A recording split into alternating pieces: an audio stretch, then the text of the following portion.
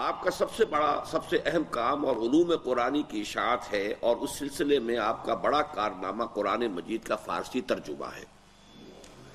ہندوستان میں بہت کم لوگ عربی جانتے تھے، دفتری اور تعلیمی زبان فارسی تھی، لیکن اس زبان میں قرآن مجید کا کوئی ترجمہ رائج نہ تھا۔ نیچے نوٹ ہے کہ اگرچہ اس سے پہلے ایک شیخ سعدی نے ترجمہ کیا تھا، لیکن یہ کہ وہ بھی نہ دستیاب تھا اور نہ ہی وہ اس اعتبار سے معتبر تھا کہ وہ واقعتاً شیخ سعدی کا ہے یا صرف ان کی طرف منسوب کر دیا گیا ہے۔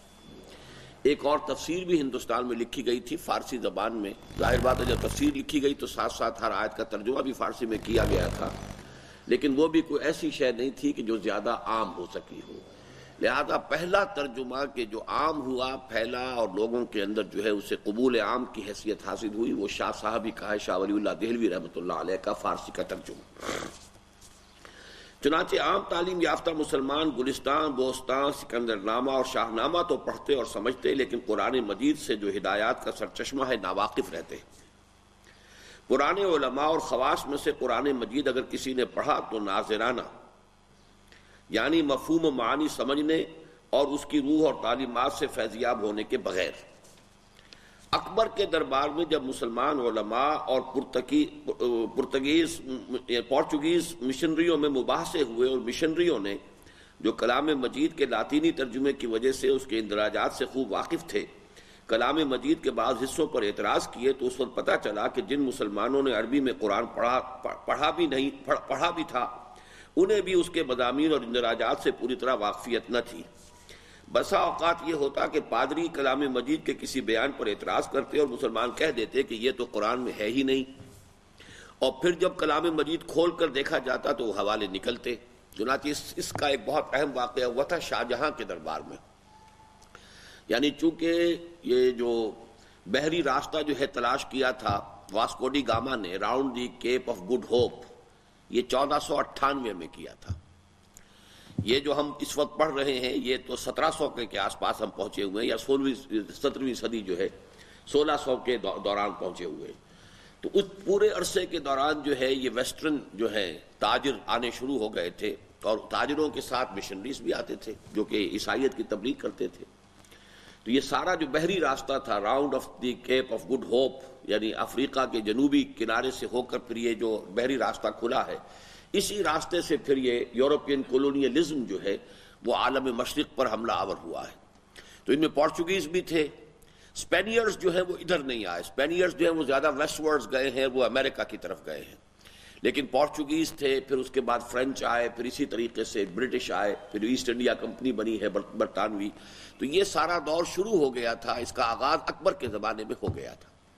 جب اکبر کے زمانے میں عیسائی مشنریوں کی آمد شروع ہو گئی تو کچھ مباحثے بھی شروع ہو گئے، کیونکہ اکبر نے تو خاص طور پر جو ہے اپنے دربار کو مذہبی مباحثوں کا ایک بڑا اکھاڑا بنایا ہوا تھا۔ وہ چونکہ تمام مذاہب کا ایک ملغوبہ تیار کرنا چاہتا تھا، تو اس میں یہ شکل پیش آتی تھی۔ اکبر کے بعد جہانگیر کا دور ہے، جہانگیر کے بعد شاہ جہاں کا دور ہے۔ شاہ جہاں کا معاملہ خاص طور پر یہ ہوا کہ اس سے بواسیر کی شکایت ہو گئی، اور ہندوستان میں کوئی جراح اس کا علاج نہیں کر سکے۔ پھر ایک انگریز پادری نے، مشنری ڈاکٹر نے آ کر آپریشن کیا اور اسے آرام ہو گیا۔ تو اس نے کہا مانگو کیا مانگتے ہو؟ تو شاہانہ انداز جو ہوتا ہے اسی شاہانہ انداز میں اس نے کہا کہ مانگو کیا مانگتے ہو؟ بہت خوش ہو کر انہوں نے کہا کہ ہمیں تجارتی حقوق دے دیے جائیں، اور یہ ہماری جو ہے تجارتی کوٹھیاں جو ہیں بنانے کی ہمیں اجازت دے دی جائے ہندوستان کے ساحل کے ساتھ ساتھ۔ اس وقت سے ہندوستان کی جو ہے باضابطہ تجارت جو ہے شروع ہوئی ہے، یورپین اقوام نے شروع کی ہے، اور ساحل کے ساتھ ساتھ انہوں نے اپنی کوٹھیاں بنانی شروع کر دی۔ اب یہ کوٹھیاں جو ہیں انہی میں پھر رفتہ رفتہ اسلحہ بھی آنا شروع ہوا۔ وہ جو بھی سامان آتا تھا تجارت کا انہی کے کریٹس کے اندر اسلحہ بھی آتا تھا، تو یہ اسلحہ خانے بھی بنتے چلے گئے۔ اسی طرح ہوتے ہوتے پھر یہ ایسٹ انڈیا کمپنی جو تھی اس نے پھر بنگال میں جا کر جو ہے اپنی عسکری مہم کا آغاز کیا۔ لیکن اس وقت جو بات میں بتانا چاہتا ہوں وہ یہ ہے کہ شاہ جہاں کے دربار میں ایک بہت بڑا مناظرہ ہوا۔ عیسائی پادری نے کوئی آیت کوٹ کی۔ اب جو علماء تھے دربار کے، اور یہ سمجھ لیجئے کہ وہ چوٹی کے علماء ہوتے تھے، ظاہر بات ہے کہ دربار تک پہنچنا جو ہے وہ تو تمام بہت سے درجات طے کر کے ہی کوئی شخص جو ہے علماء میں بہت اونچا مقام حاصل کر کے ہی تو درباری یعنی وہ بنتا تھا۔ تو وہاں پر سب جتنے علماء تھے کہا یہ قرآن میں ہے ہی نہیں، اس نے آیت پڑھی، لوگوں نے کہا نہیں تم غلط کہہ رہے ہو، قرآن میں یہ ہے نہیں. اس نے کہا منگاؤ قرآن. قرآن کھولا، اس نے دکھا دیا یہ. تو یہ حال ہو چکا تھا قرآن مجید سے بعد کا. یعنی اس کا تو کام صرف یہ تھا کہ اس کو پڑھتے جاؤ ثواب حاصل کرتے جاؤ، اللہ اللہ اور خیر صلی اللہ. اس پر غور و فکر علماء بھی نہیں کرتے تھے. غور و فکر کی شے وہ فقہ تھی. فقہ میں ظاہر بات ہے کہ پھر وہ بال کی کھال اتارنا اور اس کے اندر جو ہے پوری پیچیدگیوں میں جانا اور پوری گہرائیوں میں جانا اور پوری باریکیوں میں جانا، اس کی تو صلاحیت جو ہے بہت نکھری ہوئی تھی. لیکن یہ کہ یہ حال ہو چکا تھا کہ درباری علماء شاہ جہان کے دربار میں قرآن مجید کی ایک آیت کے بارے میں متفقہ طور پر یہ کہہ اٹھے کہ یہ قرآن کی آیت نہیں، اور پھر قرآن کھول کر انہیں دکھا دیا گیا. یہ حال ہو چکا تھا. شاہ صاحب کو اس بلعجبی کا احساس ہوا اور حج سے واپس آنے کے 5 سال بعد 1737-38 میں آپ نے فارسی زبان میں کلام مجید کا ترجمہ کیا. جب علماء کو اس کا پتہ چلا تو تلواریں کھینچ کر آ گئے کہ یہ کلام مجید کی انتہائی بے ادبی ہے. بعض سوانح نگار لکھتے ہیں کہ اس مخالفت کی وجہ سے شاہ صاحب کی جان اس طرح خطرے میں پڑ گئی کہ انہیں کچھ عرصے کے لیے دہلی سے چلے جانا پڑا. اور میں آپ کو واقعہ بھی سنا چکا ہوں کل کہ ایک مرتبہ تو ایسا ہوا ہے کہ باقاعدہ سرحدی علاقے سے پٹھانوں کو بلا لیا گیا تھا انہیں قتل کرنے کے لیے، اور وہ فتح پوری کی مسجد اس کے دروازے کے باہر کھڑے ہوئے تھے، منتظر تھے کہ شاہ صاحب آئیں اور ہم انہیں قتل کر دیں. لیکن شاہ صاحب جب نکلے ہیں تو پھر کچھ اللہ تعالیٰ نے ایسا رعب ان کا ڈال دیا ان کی شخصیت کا کہ جس کی وجہ سے وہ لوگ بھاگ رہے. انہوں نے محسوس کیا ہوگا کہ بہت ہی اللہ والا آدمی ہے، اس کے چہرے پر نور ہے، تو اس وقت وہ کچھ رہ گئے اور ان کے اندر جرأت نہیں ہوئی کہ وہ حملہ کر سکتے. یہاں تک معاملہ ہوا ہے. لیکن بالآخر شاہ صاحب کی جرأت اور فرشناسی کامیاب ہوئی. انہوں نے لوگوں کو سمجھایا.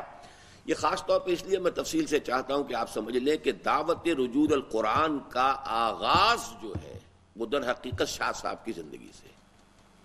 ہم جس کام میں لگے ہوئے ہیں، جس کام کے لیے میں نے اپنی زندگی کے 35 برس ایکسکلوسیو لگائے ہیں، اللہ کا شکر ہے، اللہ کا فضل ہے.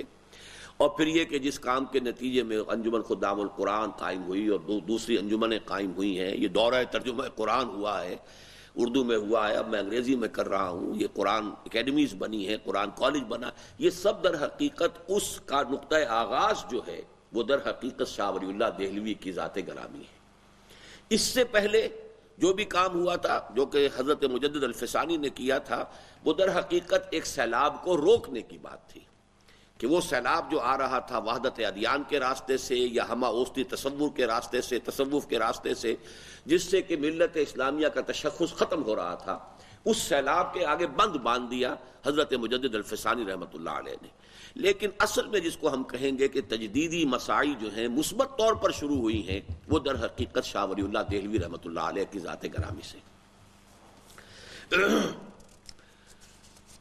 لیکن بالآخر شاہ صاحب کی جرأت اور فرشناسی کامیاب ہوئی. انہوں نے لوگوں کو سمجھایا کہ کلام اللہ اس لیے نہیں آیا کہ اسے ریشمی جزدانوں میں لپیٹ کر طاق پر تبرک کر رکھا جائے، یا جس طرح دوسری قومیں منتر پڑھا کرتی ہیں ہم اسے طوطے کی طرح بغیر سمجھے پڑھ دیں.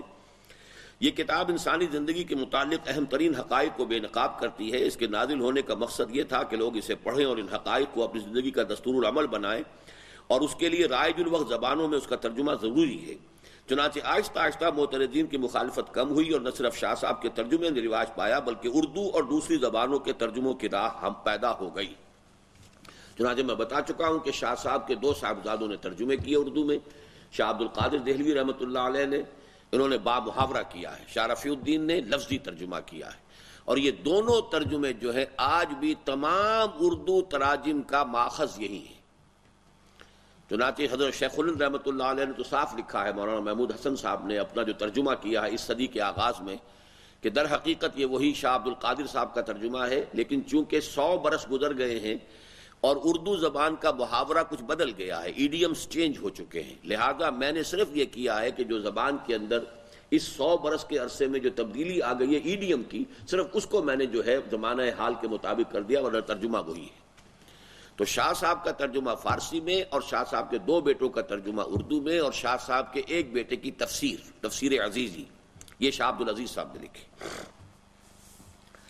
قرآن مجید کا محض ترجمہ کر دینا ہی اس قدر اہم کام تھا کہ اگر شاہ صاحب فقط اسی کار خیر پر اکتفا کرتے اور وہ ابتدائی دشواریاں دور کر دیتے جو عام علماء کی فرض ناشناسی اور قرآنہ تقلید کی وجہ سے ان کے راستے میں حائل تھیں، تب بھی اسلامی تاریخ میں ان کا نام درخشاں ستارے کی طرح چمکتا، لیکن ان کا ترجمہ بطور خود بلند پایا اور قابل قدر و عظمت ہے۔ ترجمے کی مخالفت بیشتر تو تقلید اور امور مذہب میں مغز کو چھوڑ کر استخوان کے پیچھے دوڑنے کی وجہ سے تھی، یعنی عام طور پر جو لوگ ترجمے کی مخالفت کرتے تھے وہ تو اپنے تقلیدی انداز میں کرتے تھے، لیکن ایک بات بھی تھی، یعنی ایک پازیٹیو دلیل بھی تھی ترجمہ نہ کرنے کی۔ وہ پازیٹیو دلیل کیا ہے؟ لیکن اس میں شک نہیں کہ قرآن مجید کے ترجمے میں ہزاروں دقتیں ہیں۔ ترجمے میں لفظی صحت کو برقرار رکھنا اور اس کے ساتھ ساتھ قرآن کے بلیغ معنی اور اس کی ادبی شان کو اس پر قربان نہ ہونے دینا اس قدر مشکل ہے کہ آج جبکہ ہمیں قرآن مجید کے ترجموں میں 200 سال کی مشق سے اور قوم کے بہترین علماء و ادباء نے اس قومی خدمت پر توجہ کی ہے، ایک بھی ترجمہ ایسا نہیں جسے تسلی بخش کہا جا سکے۔ پہلی بات تو یہ سمجھ لیجئے کہ کوئی ترجمہ اصل متن کا قائم مقام نہیں ہو سکتا۔ It's a rule without any exception. آپ شیکسپیئر کو پڑھیے انگریزی زبان میں اور اس کا ترجمہ کر دیجئے کسی زبان میں، وہ تاثیر ہی نہیں ہوگی۔ زبان کی ادبیت، اس کی چاشنی، اس کی تاثیر جو ہے کسی دوسری زبان میں منتقل نہیں ہو سکتی۔ اب کنٹینٹس جو ہیں وہ تو منتقل کر سکتے ہیں، مفہوم جو ہے، مراد جو ہے، اس کو کسی درجے میں لا سکتے ہیں، لیکن جو اس کی تاثیر ہوتی ہے، اس کی فصاحت ہے، اس کی بلاغت ہے، اس کی چاشنی ہے، اس کی حلاوت ہے، وہ کسی ترجمے میں آ ہی نہیں سکتی۔ نمبر ایک۔ نمبر دو، عربی زبان جو ہے اس کے اندر اس قدر اسالیب ہیں کہ بعض جگہوں پر ایک جگہ پر دو تین احتمالات ہیں۔ ترجمہ یوں بھی ہو سکتا ہے، یوں بھی ہو سکتا ہے، یوں بھی ہو سکتا ہے۔ ترجمہ جب آپ کریں گے تو اردو زبان میں آپ کے پاس وہ تعبیرات نہیں ہے، یا کسی اور دوسری زبان میں وہ تعبیرات نہیں ہے کہ تمام احتمالات کو برقرار رکھ سکیں۔ ترجمے میں آپ کو کسی ایک احتمال کو لینا پڑے گا، حالانکہ متن کے اندر اس کا دوسرا احتمال بھی تھا، اس کا یہ ترجمہ بھی ہو سکتا تھا، اس کا یہ ترجمہ بھی ہو سکتا تھا۔ ترجمہ جب آپ کریں گے تو وہ تو ایک ہی احتمال رہ جائے گا۔ تو دوسری جو ہے بنیادی سبب یہ تھی، وجہ یہ تھی کہ جس کی وجہ سے لوگ ترجمے کی مخالفت کرتے تھے۔ تیسری بات اور اہم ترین بات یہ ہے کہ اس سے پہلے جو آسمانی کتابوں کے گم ہو جانے کا سبب تھا وہ یہ تھا کہ جب ترجمے ہو گئے تو لوگوں نے تمام تر توجہ ترجمے پر کر دی اور متن کی فکر نہ رہی، اور متن گم ہو گیا۔ یہی وجہ ہے کہ آج انجیل کا کوئی متن موجود نہیں۔ انجیل کا جو سب سے پرانا نسخہ ملتا ہے وہ بھی در حقیقت ترجمہ ہے یونانی زبان میں، گریک ٹرانسلیشن۔ حالانکہ ظاہر بات ہے حضرت مسیح علیہ السلام جو ہے وہ تو شام میں پیدا ہوئے، فلسطین کے علاقے میں پیدا ہوئے، وہیں انہوں نے اپنی دعوت و تبلیغ کے سارے مراحل طے کیے، وہیں پیدا ہوئے، پلے بڑھے، کہیں اور کسی ملک میں وہ گئے ہی نہیں۔ بچپن میں مصر تھوڑی دیر کے لیے ان کی والدہ لے گئی تھی، لیکن یہ کہ اس کے علاوہ تو اب ظاہر بات ہے وہاں پہ 3 زبانیں ہی ہو سکتی تھی، یا تو عبرانی زبان تھی، وہ اہل علم کی زبان تھی، ہیبریو، وہ جو تھی جو یہودی، یہ تو سارا علاقہ یہودیوں کا تھا، یہودیوں کی پرانی مقدس زبان جو ہے وہ جو ہے عبرانی تھی، جیسے آج ہمارے لیے عربی ہے۔ تو جو اہل علم تھے وہ تو عبرانی بولتے تھے یا عبرانی میں لکھتے تھے۔ باقی جو وہاں کی لوکل لینگویجز تھیں وہ یا آرامائک تھی اور یا سیریک تھی، سریانی زبان یا آرامی زبان۔ آرامی زبان، سریانی زبان اور ہیبریو میں کوئی قدیم نسخہ انجیل کا موجود نہیں ہے۔ دی اولڈسٹ ٹیکسٹ جو ہے وہ صرف ترجمہ ہے جو کہ یونانی گریک زبان میں ہوا ہے۔ یہ اصل میں سبب ہو جاتا ہے اصل ٹیکسٹ کے گم ہو جانے کا کہ توجہ جو ہے لوگوں کی وہ کل کی کل مرکوز ہو جاتی ہے ترجمے پر۔ یہی وجہ ہے کہ میں بھی شدت کے ساتھ مخالف رہا ہوں، اور پاکستان میں کچھ لوگوں نے یہ دھندا شروع کیا تھا کہ قرآن مجید کے متن کے بغیر ترجمہ شائع کر دیں، صرف اردو ترجمہ قرآن کا جو ہے وہ شائع ہو رہا ہے۔ یہ چیز یقیناً بہت بڑا فتنہ تھی اور اس کی مخالفت ہوئی ہے، وہ صحیح ہوئی ہے۔ ہم نے مسلمانوں نے بہرحال اصل جو ہے اپنی توجہ متن کے اوپر مرکوز رکھی ہے، اور متن کو محفوظ رکھنا بہت ضروری ہے۔ اصل کلام تو اللہ کا اس متن، وہ متن جو ہے وہ کلام اللہ ہے، ترجمہ کلام اللہ نہیں ہے۔ لیکن لوگوں کو سمجھانے کے لیے تو ان کی اپنی لوکل لینگویجز کے اندر، ان کی مادری زبانوں میں ترجمہ کر کے سمجھانا ضروری ہے۔ تو یہ ہے اصل میں کہ دونوں چیزوں کی اپنی جگہ پر اہمیت ہے۔ علماء اگر مخالفت کرتے تھے تو کوئی سبب بھی تھا، لیکن اس میں جو شدت انہوں نے اختیار کر لی کہ گویا کہ ترجمہ کرنا کفر ہو گیا، اور ترجمے سے جو ہے وہ لوگوں کے اندر جو ہے بہت سے مغالطے پیدا ہو جائیں گے، تو یہ ایک وہ بات تھی کہ جس کا مقابلہ شاہ ولی اللہ جیسی شخصیت ہی کر سکتی تھی۔ کسی اور شخص کے اندر یہ ہمت نہیں ہو سکتی تھی کہ وہ علماء کے متفقہ مخالفت کے باوجود وہ کام کر گزرے۔ ترجمے کی مخالفت بیشتر تو تقلید اور امور مذہب میں مغز کو چھوڑ کر استخا کے پیچھے دوڑنے کی وجہ سے تھی۔ یہ آپ سمجھ گئے کیا مطلب ہے اس کا؟ استخا کسے کہتے ہیں؟ ہڈی کو۔ یہ اصل میں مولانا روم کا ایک شعر ہے، یہ اس سے یہ الفاظ لیے گئے، ماز قرآن مغز ہا برداشتیم۔ یہ آپ ذرا لکھ لیا کریں، یہ چیزیں کام دیں گی آپ کو۔ ماز قرآن مغز ہا برداشتیم، استخا پیش سگا انداختے۔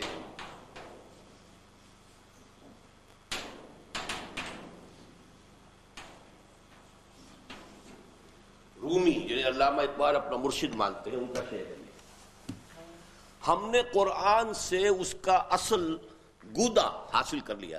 ہڈی ہے نا، آپ ہڈی کو چوس لیتے ہیں، اس کے اندر سے گودا ہوتا ہے، وہ نکال لیتے ہیں، ہڈی پھینک دیتے ہیں۔ تو ہم نے اس میں سے اصل گودا تو نکال لیا ہے، اور ہڈی جو ہے وہ کتوں کے آگے پھینک دی ہے۔ حالانکہ ایک اعتبار سے یہ قرآن مجید کی توہین بھی بن جاتا ہے یہ شعر۔ یہ قرآن میں کوئی شے ہڈی نہیں ہے، کوئی شے قرآن کی پھینک دینے کے قابل نہیں ہے۔ لیکن اصل میں مراد کیا ہے کہ ایک ہے قرآن مجید کی باطنی تعلیم، اصل ایمانی حقائق، ایک ہے قرآن کی قانونی تعلیم اور اس کے ساری تفاصیل۔ اب وہ جو میں نے آپ کو بتایا تھا کہ صوفیاء اور علماء کے مابین یہی چپکری شروع ہو گئی تھی، ایک دوسرے پر پھپتیاں چست کرنے کی۔ یہ صرف ظاہر بین ہیں، ان کو ظاہر سے تعلق ہے، انہیں کیا غرض اس سے کہ اصل ہے کیا ہے۔ ادھر وہ کہتے تھے جی انہیں کیا پتا قانون اسلامی کا، یہ تو اپنے ہی خیالات اور تصورات کے اندر مگن ہیں۔ تو یہ جو ان کے درمیان چپکرش چلتی تھی، اسی کا ایک مظہر یہ ہے کہ مولانا روم بھی بہرحال صوفیاء میں سے تھے، شیخ ابن عربی کے بہت بڑے مفسر سمجھ لیجئے، بہت بڑے ان کے پیروکار ہیں ابن عربی، محی الدین ابن عربی کے، شیخ اکبر کے، لہذا انہوں نے بھی وہی پھپتی چست کی ہے مولویوں پر، فقیہوں پر، کہ یہ تو ظاہری جو ڈھانچہ ہے شریعت کا اسی کے اوپر لڑ جھگڑ رہے ہیں۔ آیا اتنے ڈول پانی نکالنے سے کنواں پاک ہو جائے گا یا نہیں ہوگا؟ کتنے سائز کا ہو پانی کا وہ حوض تو وہ پاک ہوگا، اور کتنا سائز اس سے اگر 1 انچ کم رہ گیا تو پانی ناپاک ہو جائے گا۔ ظاہر بات ہے قانون جو ہے وہ قانون کی تو موشگافیاں ایسی ہوتی ہیں، قانون میں ذرا ادھر سے ادھر کے فرق سے کیا ہوتا ہے۔ آپ کو معلوم ہے سپریم کورٹ کے 4 ججز نے ذوالفقار علی بھٹو کو پھانسی کا حکم دیا، اور 3 جو ہے وہ اسے بری کر رہے تھے۔ تو قانون کے اندر تو ذرا سی بات سے زمین و آسمان کا فرق واقع ہو جاتا ہے۔ تو انہوں نے یہ گویا کہ پھپتی چست کی ہے فقہا پر یا مولویوں پر یا ظاہر بین مفتیوں پر، کہ ہم نے تو قرآن سے اس کی اصل تعلیم ایمان، وہ جو شاید آپ کو یاد ہو، میں نے آپ کو ایک شعر اور بھی سنایا تھا کہ چند خانی حکمت یونانیہ، یہ بھی مولانا رومی کا ہے۔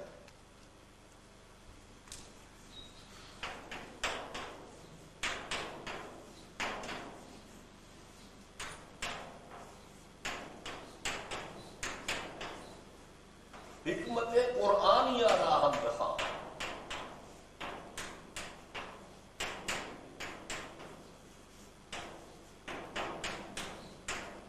کب تک یونانیوں ہی کا فلسفہ پڑھتے رہو گے؟ چند خانی حکمت یونانیہ، اے مسلمان متکلمین اور فلسفیوں، کب تک تم یونانیوں ہی کے فلسفے کو اور حکمت کو پڑھتے رہو گے؟ حکمت قرآنیہ راہم بخواہ، قرآن کی حکمت اور فلسفے کو سمجھنے کی کوشش کرو۔ تو اب قرآن مجید کی بھی ایک حکمت ہے، ایک فلسفہ ہے، اور ایک قرآن مجید کا قانون ہے۔ تو اس کو یہ کہہ رہے ہیں کہ ہم نے تو قرآن سے اس کا اصل گودا، اس کا اصل مغز جو ہے وہ حاصل کر لیا، وہ اس کی حکمت ہے، وہ ایمان کا فلسفہ ہے۔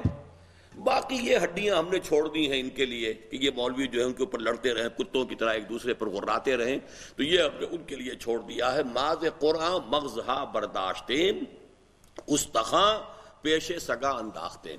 تو یہ اصل میں اکرام صاحب نے یہاں سے یہ الفاظ لیے ہیں۔ ترجمے کی مخالفت بیشتر تو تقلید اور امور مذہب میں مغز کو چھوڑ کر استخاں کے پیچھے دوڑنے کی وجہ سے تھی لیکن اس میں شک نہیں کہ قرآن مجید کے ترجمے میں ہزاروں دقتیں بھی ہیں۔ ترجمے میں لفظی صحت کو برقرار رکھنا اور اس کے ساتھ ساتھ قرآن کے بلیغ معنی اور اس کی ادبی شان کو اس پر قربان نہ ہونے دینا اس قدر مشکل ہے کہ آج جبکہ ہمیں قرآن مجید کے ترجموں میں 200 سال کی مشق ہے اور قوم کے بہترین علماء و ادباء نے اس قومی خدمت پر توجہ کی ہے، ایک بھی ترجمہ ایسا نہیں ہے جسے تسلی بخش کہا جا سکے یا جس سے اس کے اصل زور بیان، فصاحت و بلاغت اور روحانی عظمت کا صحیح اندازہ ہو سکے۔ شاہ ولی اللہ کے ترجمے کے متعلق یہ تو نہیں کہا جا سکتا کہ اس سے بہتر ترجمہ نہیں ہو سکتا، اور اصل میں ضرورت یہ ہے کہ مستند اور بلند پایہ ترجمے کے لیے علماء اور اہل قلم کی ایک پوری جماعت یہ فرض ادا کرے۔ یہ بہت اہم نقطہ ہے جو بیان کیا انہوں نے، کہ اصل میں ترجمہ جو ہے کسی ایک شخص کے کرنے کا کام نہیں۔ اس کی وجہ کیا ہے؟ ہر شخص کا اپنا ایک بینٹ آف مائنڈ ہوتا ہے، اینگل آف ویو ہے، اس کے اپنے ذہن کی ایک ساخت ہے۔ اب دیکھیے یہی میز ہے، میں نے پہلے بھی مثالیں دی ہیں آپ کو، آپ بھی اس میز کو دیکھ رہے ہیں، وہ بھی دیکھ رہے ہیں، لیکن ہر ایک کے ریٹینا پر یہ جو حساس پردہ ہے ہماری آنکھ کا، اس پر اس کی تصویر مختلف بن رہی ہے۔ میز ایک ہی ہے، جب اس اینگل سے دیکھا جائے گا تو کچھ اور نظر آئے گی، اس اینگل سے دیکھا جائے گا کچھ اور نظر آئے گی، اور ہر انسان کا اپنا ایک اینگل آف ویو ہوتا ہے، اس کا اپنا ایک بینٹ آف مائنڈ ہے، اس کے اپنے ذہن کی ایک ساخت بن چکی ہے، اپنے مزاج کی ایک افتاد ہے، تو وہ قرآن مجید کو اسی اینگل سے دیکھے گا۔ تو ایک آدمی کا جو دیکھنا ہے وہ کافی نہیں ہے، 10 آدمی یہ کام کر رہے ہوں اور پھر وہ بیٹھ کر اپنے جو ہے نوٹس کو کمپیئر کریں، پھر ڈسکس کریں اور پھر کسی ترجمے پر آنے کی کوشش کریں، تو وہ ہے اصل میں کرنے کا کام۔ چنانچہ قرآن مجید کے انگریزی ترجمے کی ایک ایسی مشق شروع کی تھی کراچی کے ایک ادارے نے، وہاں میں نے جا کر دیکھا بھی تھا، تو وہاں انہوں نے یہ کیا ہوا تھا کہ 8-9 آدمی تھے، ہر ایک کے لیے علیحدہ علیحدہ ڈیسک، اور علیحدہ علیحدہ اس کے ہر ڈیسک کے اوپر وہ ڈکشنریاں عربی اردو انگریزی وغیرہ یہ موجود تھیں۔ اب وہ صبح کے وقت 8-10 آدمی جمع ہوتے تھے اور طے کر لیتے تھے کہ آج فلاں آیت سے فلاں آیت تک کا ترجمہ کرنا ہے۔ شام تک ہر آدمی اپنا بیٹھا ہوا اپنے ذہن اپنے فکر کے مطابق بہترین ترجمہ کرتا تھا، پھر وہ شام کو اپنے نوٹس کمپیئر کرتے تھے، پھر کسی ایک ٹیکسٹ کے اوپر ایگری کرتے تھے، پھر یہ کہ انہوں نے ایک اور بورڈ بنا رکھا تھا علماء کا کہ پھر وہ یہ ہے کہ ویکلی وہ اس کو پھر ریویو کریں گے۔ تو یہ میرے نزدیک بہت سائنٹیفک انداز تھا۔ مجھے معلوم نہیں ہے کہ وہ کام اس طریقے سے پایا تکمیل کو پہنچ چکا یا نہیں۔ یہ یقین انٹرنیشنل کا جو پرچہ نکلتا رہا ہے بہت عرصے تک، اور ان کا ایک تبلیغی کالج بھی ہے دریائے ہب جو ہے ہب ریور پر، اس کو ادھر جاتے ہوئے وہ آتا ہے، تو وہاں یہ کام ہو رہا تھا۔ اب مجھے معلوم نہیں وہ کس سٹیج میں ہے، لیکن یہ کہ طریقہ یہی صحیح ہے کہ کسی ایک زبان میں کوئی ایک شخص ترجمہ کرے گا۔ یہی وجہ ہے کہ جب مجھ سے کوئی شخص پوچھتا ہے کہ آپ قرآن مجید کا اردو میں کون سا ترجمہ سجیسٹ کرتے ہیں، تو میرا پہلا جواب یہ ہوتا ہے کہ کوئی ایک ترجمہ کفایت نہیں کر سکتا، کم سے کم 3 ترجموں کی آپ ہمت کریں اپنے اندر پیدا، تو پھر یہ ہے کہ میں سمجھتا ہوں کہ آپ ایک رائے پیدا کر سکیں گے صحیح۔ مولانا مودودی کا ترجمہ پڑھیے، اس کے اندر آپ کو تحریکیت ملے گی، تحریکیت، انقلابیت۔ مولانا اصلاحی صاحب کا ترجمہ پڑھیے، اس کے اندر آپ کو قرآن مجید کی جو ادبی جو ہے، جو اس کا پہلو ہے، اور زبان کا اور اس کا اور اس کے نظم کلام کا، یہ چیز ملے گی۔ اور تیسرا یہ کہ کم سے کم مولانا شبیر احمد عثمانی رحمۃ اللہ علیہ کے حواشی جو ہیں وہ بھی پڑھیے، اس سے آپ کو تصوف اور جو باطنی کیفیت کی جو چاشنی ہے وہ میسر آئے گی۔ کم سے کم یہ ٹرائنگل بنتی ہے کہ 3 ترجمے اگر سامنے رکھیں اور 3 حواشی کو آپ دیکھتے رہیں، تو آپ سمجھ سکتے ہیں کہ واقعتاً قرآن مجید کا اردو میں آپ نے کچھ سمجھنے کا حق ادا کیا ہے۔ ایک ترجمہ پڑھیں گے تو وہ تو پھر وہ جس کو کہتے ہیں 1 ٹریک مائنڈ ہے، وہ تو ایک ہی شخص کا ایک ہی ذہن، ایک ہی سوچ، ایک ہی پوائنٹ آف ویو، ایک ہی اینگل آف ویژن، اسی کے حوالے سے اسی لکیر کے فقیر آپ بھی بنتے چلے جائیں گے۔ تو بہت اچھا جملہ لکھا ہے یہ شیخ صاحب نے کہ اصل میں ضرورت یہ ہے کہ مستند اور بلند پایہ ترجمے کے لیے علماء اور اہل قلم کی ایک پوری جماعت یہ فرض ادا کرے، لیکن اکثر باتوں میں وہ موجودہ اردو ترجموں سے کہیں بہتر ہے، یعنی شاہ صاحب کا فارسی ترجمہ۔ اور اس میں کوئی شک نہیں کہ قرآن مجید کا ترجمہ کرنے والے میں جن خصوصیتوں کی ضرورت ہے وہ شاہ صاحب سے بڑھ کر آج تک کسی مترجم میں جمع نہیں ہو سکی۔ یعنی میرا خود کہنا یہ ہے کہ شاہ صاحب کے بارے میں میری رائے یہ ہے کہ دور صحابہ کے بعد علمی اعتبار سے 3 شخصیتوں کو میں عظیم ترین سمجھتا ہوں: امام غزالی، امام ابن تیمیہ اور شاہ ولی اللہ دہلوی۔ اور ان میں نسبت میرے نزدیک یہ ہے کہ شاہ ولی اللہ دہلوی مساوی ہیں ابن تیمیہ جمع امام غزالی۔ دونوں کو جمع کریں گے تو شاہ ولی اللہ کی شخصیت بنے گی، کیونکہ امام غزالی زیادہ تصوف کی طرف ان کا رجحان ہے، ابن تیمیہ کا جو ہے قرآن کا متن اور سنت رسول کی جو اصل حیثیت ہے اس کے اعتبار سے، اور شاہ صاحب میں یہ دونوں چیزیں جو ہیں جمع ہیں، جامع ظاہر و باطن، جامع معقول و منقول، یہ چار جو ہیں ڈائمنشنز ہیں، ایک منقول ہے ایک معقول ہے، یعنی قرآن حدیث سے یہ چیزیں ہمیں مل رہی ہے، ایک ہے عقل منطق اور فلسفہ، عقل کیا کہہ رہی ہے منطق کیا کہہ رہی ہے، تو معقول و منقول، اور ظاہر و باطن، ایک ہے قرآن کا اور اسلام کا ظاہری قانونی پہلو، ایک ہے اس کا باطنی پہلو، تو جب ان چاروں کو جمع کریں گے آپ تب جا کر جو ہے در حقیقت ایک جو ہے وہ صحیح تصور بنے گا۔ اس حوالے سے اس جامعیت کبریٰ پر اترنے والی کوئی شخصیت میرے نزدیک دور صحابہ کے بعد، اس لیے کہ وہ کیٹیگری مختلف ہے، حضور صلی اللہ علیہ وسلم اور صحابہ کرام سے تو ہم بعد کے کسی بھی شخص کو کسی بھی اعتبار سے کمپیئر کر ہی نہیں سکتے، وہ کیٹیگری علیحدہ ہے، لیکن اس کے بعد کی جو جتنی شخصیتیں ہیں ان میں میرے نزدیک یہ تین چوٹی کے ہیں، امام غزالی، امام ابن تیمیہ اور شاہ ولی اللہ دہلوی، اور ان میں جو نسبت و تناسب ہے وہ یہ ہے کہ شاہ ولی اللہ دہلوی مساوی ہیں امام غزالی جمع امام ابن تیمیہ کے، تو انہوں نے صحیح بات لکھی ہے یہ، اور اس میں کوئی شک نہیں کہ قرآن مجید کا ترجمہ کرنے والے میں جن خصوصیتوں کی ضرورت ہے وہ شاہ صاحب سے بڑھ کر آج تک کسی مترجم میں جمع نہیں ہوئی۔ مولانا نذیر احمد کہتے ہیں فی الحقیقت قرآن کے مترجم ہونے کے لیے جتنی باتیں درکار تھیں ترجمے سے ثابت ہوتا ہے وہ سب مولانا شاہ ولی اللہ دہلوی میں علی وجہ الکمال پائی جاتی تھی، اور سب سے بڑی بات یہ کہ مولانا صاحب کی نظر تفاسیر اور احادیث اور دین کی کتابوں پر ایسی وسیع ہے کہ بس انہی کا حصہ تھا، یعنی یہ منقول کا پہلو آ گیا۔ ایسا معلوم ہوتا ہے کہ ہر ایک آیت بلکہ ہر ایک لفظ کی نسبت مفسرین کے جتنے اقوال ہیں وہ سب ان کے پیش نظر ہیں، اور وہ ان میں جس کو واضح پاتے ہیں اسے اختیار کر لیتے ہیں۔ یہ جو مولانا نذیر احمد لکھا ہے یا ڈپٹی نذیر احمد مشہور ہیں، ان کا بھی ایک ترجمہ ہے با محاورہ، ڈپٹی نذیر احمد تھے یہ۔ شاہ صاحب نے نہ صرف قرآن مجید کا ترجمہ کیا بلکہ اس مسئلے کے علمی پہلوؤں پر بھی ایک رسالہ لکھا، اور مقدمہ فی ترجمۃ القرآن المجید میں قرآن مجید کے مترجموں کی رہنمائی کے لیے کارآمد ہدایتیں درج کیں۔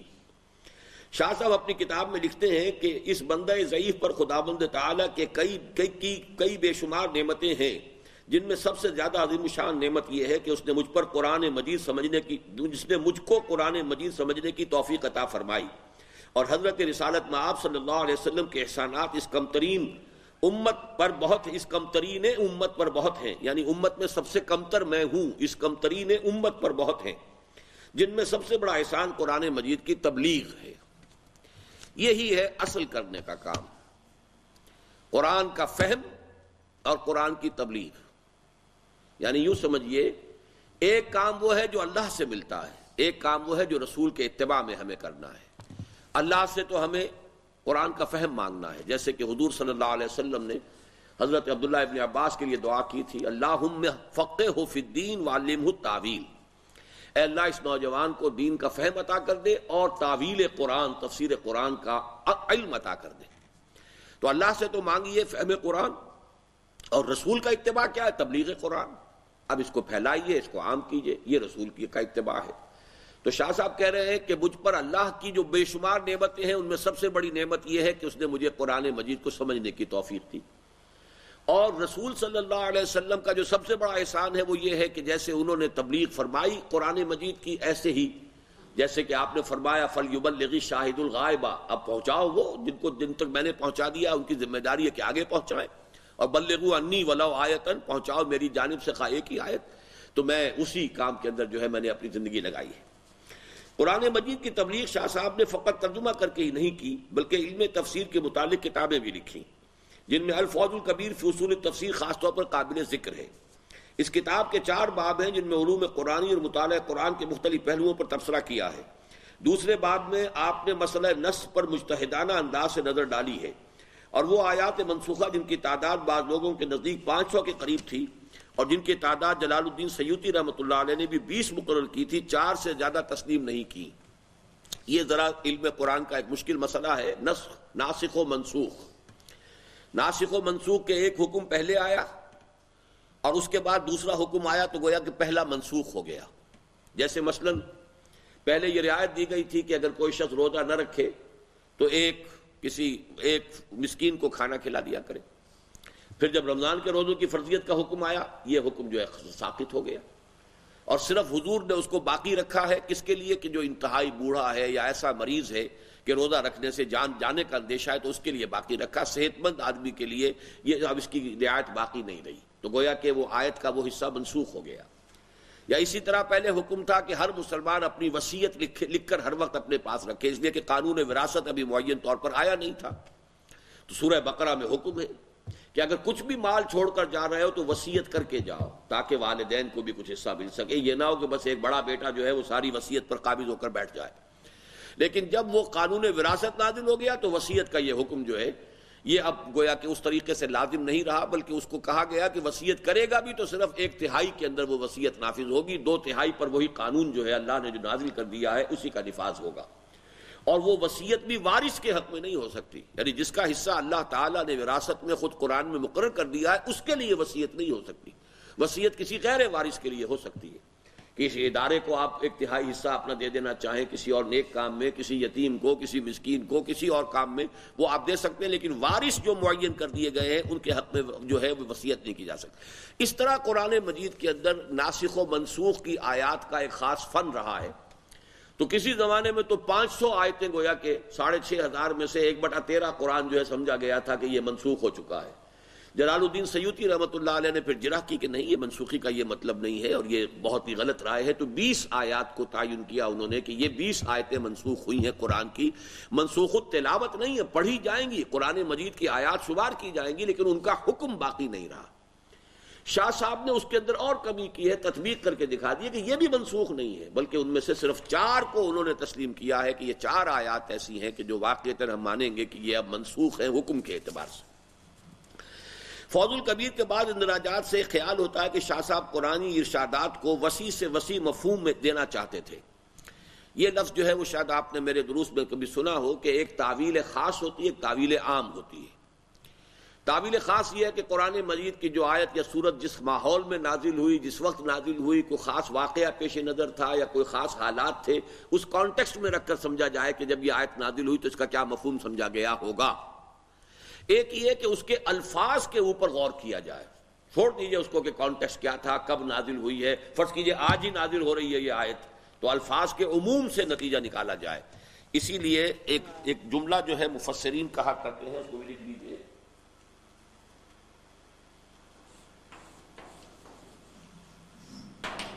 الاعتبار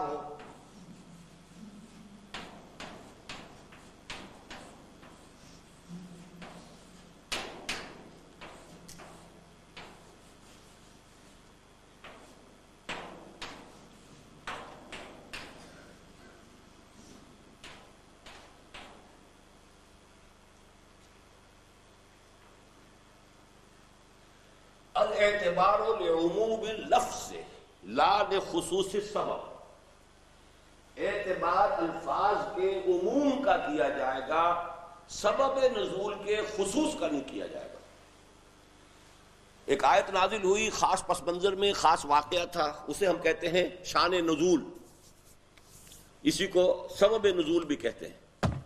لیکن یہ کہ اب ایک تو یہ کہ آپ اس کانٹیکسٹ میں رکھ کر دیکھیے، ایک یہ ہے کہ الفاظ کو جنرلائز کیجئے، عموم اللفظ، الاعتبار لعموم اللفظ لا لخصوص السبب، لا خصوص السبب، یعنی سبب نزول کیا تھا، کس واقعے پر یہ آیت نازل ہوئی تھی، اس کو مد نظر نہیں رکھا جائے گا، بلکہ یہ دیکھا جائے گا کہ الفاظ کا عموم کیا تقاضا کرتا ہے۔ آپ کا تھوڑا سا عربی کا امتحان لے لوں، یہ الاعتبار لخصوص اللفظ لعموم اللفظ، اس کی ترکیب نحوی کریں گے، ترکیب نحوی کرنی سیکھیے۔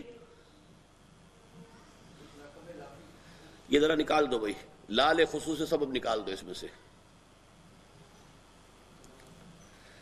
یہ ذرا میں بعد میں لوں گا لیکچر کے بعد، اس کی ترکیب نحوی آپ لوگ سب کیجئے گا کاغذ کے اوپر، پھر دیکھتا ہوں کیا کتنی عربی سمجھی ہے آپ نے ابھی تک۔ اچھا چلیے ابھی تو اس کو پڑھیں گے ہم آگے۔ فوز الکبیر کے بعد اندراجات سے خیال ہوتا ہے کہ شاہ صاحب قرآنی ارشادات کو وسیع سے وسیع مفہوم دینا چاہتے تھے، وہ مختلف آیتوں اور صورتوں کے متعلق اسباب نزول کا خیال رکھتے ہیں، یعنی یہ ضروری ہے، خیال رکھنا چاہیے۔ یہ گویا کہ وہ ہے جو میں نے کہا ہے کہ جو ایک کانٹیکسٹ کے اندر التاویل الخاص جو ہے، لیکن اس بات کی بھی کوشش کرتے ہیں کہ اس سے کلام مجید کے اصلی مقصد پر پردہ نہ پڑ جائے۔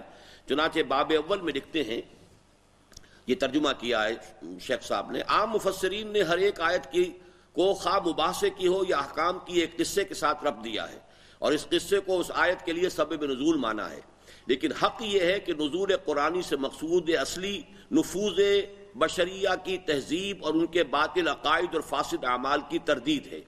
اس لیے آیات مناظرہ کے نزول کے لیے متکلمین میں عقائد باطلہ کا وجود اور آیات احکام کے لیے ان میں اعمال فاسدہ اور مظالم کا شیوع اور آیات تذکیر کے نزول کے لیے ان کا بغیر ذکر آلاء اللہ و ایام اللہ اور موت و واقعات بعد الموت کے بیدار نہ ہونا اصلی سبب ہوا۔ اب یہ ذرا وہ پرانی زبان ہے نا کہ اصل سبب کیا ہے قرآن کے نزول کا، وہ تو یہ ہے کہ لوگ جو ہیں موت کو بھولے ہوئے ہیں، موت کے بعد کے واقعات کو بھولے ہوئے ہیں، اور جو بھی انسان کی سعادت کے لیے اور اس کی کامیابی کے لیے اسباب ہونے چاہیے ان سے صرف نظر کیا ہوا ہے۔ تو گویا ان تمام غلط راستوں سے ہٹا کر حقیقت کی طرف لے کر آنا، یہ سبب نزول ہے پورے قرآن کا۔ خاص واقعات کو جن کے بیان کرنے کی زحمت اٹھائی گئی ہے، اسباب نزول میں چندہ دخل نہیں ہے، مگر سوائے چند آیات کے جن میں کسی ایسے واقعے کی جانب اشارہ ہے جو رسول اللہ کے زمانے میں یا اس سے پیشتر واقع ہوا ہو۔ مثلا جیسے سورہ تحریم آپ نے پڑھی ہے، اب سورہ تحریم کے شروع میں جو واقعات آتے ہیں، یا ایھا النبی لم تحرم ما احل اللہ لک تبتغی مرضات ازواجک، یہ پڑھ لیا ہے نا آپ لوگوں نے، تو اب اس میں تو ایک واقعہ جو ہے اس کو سمجھے بغیر یہ آیت سمجھ میں نہیں آئے گی کہ آخر وہ کون سا واقعہ تھا، حضور نے اپنے اوپر کون سی چیز حرام کر لی تھی، تو یہ چیز جو ہے اس کو سمجھنے کی ضرورت ہے۔ تو اس حوالے سے بعض تو آیات ایسی ہیں، لیکن اس کو ہمارے مفسرین نے اتنا عام کر دیا ہے کہ ہر آیت کے ساتھ شان نزول، اور جہاں کہ اس کے لیے نہ کوئی سند ہے نہ کوئی اس کے لیے حدیث صحیح موجود ہے، لیکن شان نزول کے اندر اسی کے حوالے سے بات کو سمجھنے کی کوشش کرتے ہیں۔ فوز الکبیر کی دوسری خصوصیت شاہ صاحب کی انصاف پسندی اور اخلاقی جرت ہے۔ مثلا عام طور پر مسلمان زمانہ جاہلیت کے عربوں سے فقط برائیاں اور عیب ہی منسوب کرتے ہیں، لیکن شاہ صاحب نے اس معاملے میں بھی انصاف بالائے اطاعت کے اصول کو ملحوظ رکھا اور تصویر کے دونوں پہلو پیش کیے۔ یعنی عرب معاشرے کے اندر جہاں خرابیاں تھیں وہاں بھلائیاں بھی تھیں، ان کے کردار میں اچھائیاں بھی تھیں، وہ فخر کرتے تھے تو اپنے اس پر کرتے تھے کہ ہم نے اتنے لوگوں کو کھانا کھلایا، ہم نے اتنی سخاوت کی ہے، بہادری ان کے اندر تھی۔ ایک دفعہ وعدہ کر کے پھر پورا کرنا جو ہے، وہ قول مرداں جو ہے وہ اس کے اوپر قائم رہنا جو ہے، تو یہ چیزیں جو ہے ان کے اندر موجود تھیں۔ ایسا نہیں ہے کہ ساری گندگی ہی گندگی تھی، برائی ہی برائی تھی۔ یہی وجہ ہے کہ مکے والوں کے اندر تو آپ کو معلوم ہے نفاق کی بیماری نہیں تھی، وہ تو یا تو کٹر دشمن تھے اور یا پھر یہ کہ یوں سمجھیے کہ بے دام غلام ہے کہ جو حکم بھی آپ نے دیا اب اس کو جب مان لیا آپ کو اللہ کا رسول، تو اب جو حکم آپ دیں گے گردن کٹانے کو تیار ہیں۔ لیکن یہ کہ یہ معاملہ جو ہے ان کے اندر خیر کے پہلو بھی تھے۔ اسی طرح عام مسلمانوں کا خیال ہے کہ یہودیوں اور عیسائیوں نے اپنی اصل مذہبی کتاب کو بدل ڈالا ہے، لیکن شاہ ولی اللہ اس کے قائل نہ تھے۔ وہ لکھتے ہیں یہودی تحریف لفظی تورات کے ترجمے وغیرہ میں کیا کرتے تھے، نہ کہ اصل کتاب میں، کیونکہ فقیر کے نزدیک ایسا ہی محقق ہوا ہے، اور ابن عباس کا بھی یہی قول ہے۔ لیکن یہ بات جو ہے یہ 100% درست نہیں ہے، چونکہ ترجمے کرتے ہوئے اب یہ بھی بات انہوں نے بھی لکھ دی ہے کہ ترجموں میں تحریف ہوئی ہے۔ سوال یہ کہ انجیل کا اصل ٹیکسٹ تو ہے ہی نہیں، اب ہمیں کیسے معلوم ہے؟ اور ترجمے ہر مرتبہ جب یہ کرتے ہیں تو اس ترجمے کو تبدیل کر دیتے ہیں۔ اب ایک نیا ورژن تیار ہو رہا ہے انجیل کا، بلکہ چھپ چکا ہے، جس میں ترجمے بدلے گئے ہیں۔ وہ ترجمے یہ بدلے گئے ہیں کہ جو نظریہ مساوات مرد و زن ہے، عورت اور مرد بالکل برابر ہیں، لیکن تورات میں اللہ کے لیے ہمیشہ مذکر کا لفظ آتا ہے۔ عورتوں نے شور مچا دیا، اس کا مطلب ہے اللہ تو نر ہوا، پھر مادہ جو ہے وہ تو پھر کمزور ہو گئی، وہ تو اس کی کوئی حیثیت نہیں ہے۔ تو اب تورات اور انجیل کا ایک ایسا ورژن تیار کیا جا رہا ہے جو یونی سیکس ہو، جس میں کہیں جو ہے وہ کہیں یہ لفظ نہ آئے کہ وہ اللہ کے لیے لفظ جو ہے وہ یعنی میسکولن جینڈر استعمال ہو، مین کی وجہ نہیں آئے گا۔ اب دی ہیومن بینگ، مین کا مین تو ظاہر بات ہے میسکولن ہو گیا، مین کے مقابلے میں تو وومن بھی آ جائے گا، وہ عورت ہے، لہذا اب وہ جہاں بھی مین آئے گا وہاں وہ اب ہیومن بینگ کا لفظ استعمال کریں گے تاکہ وہ کور کر لے مین اینڈ وومن دونوں کو۔ لیکن یہ اب کھلا کر رہے ہیں، کچھ عرصے کے بعد یہی ان کے پاس جو ہے وہ انجیل کا نسخہ ہوگا۔ تو یہ تراجم جیسا کہ شیخ احمد دیدات نے اس معاملے میں جو اس زمانے میں بہت بڑی خدمت کی ہے وہ یہی ہے کہ انہوں نے بڑی ریسرچ کی ہے کہ انجیل کے تراجم کیسے کیسے تبدیل ہوتے رہے، ان کو ریسرچ کر کے جو ہے وہ برآمد کر لیا ہے کہ یہ ترجمہ جو ہے فلاں زمانے میں یہ کیا گیا، فلاں زمانے میں یہ کیا گیا، پھر یہ تبدیلی کی گئی. تو یہ ایک بہت بڑی خدمت ہے جو انہوں نے سر انجام دی. تو یہ بات شاہ صاحب کی درست ہے، لیکن یہ کہ یہ تو درست اس اعتبار سے کہ اگر اصل ٹیکسٹ موجود ہوتا.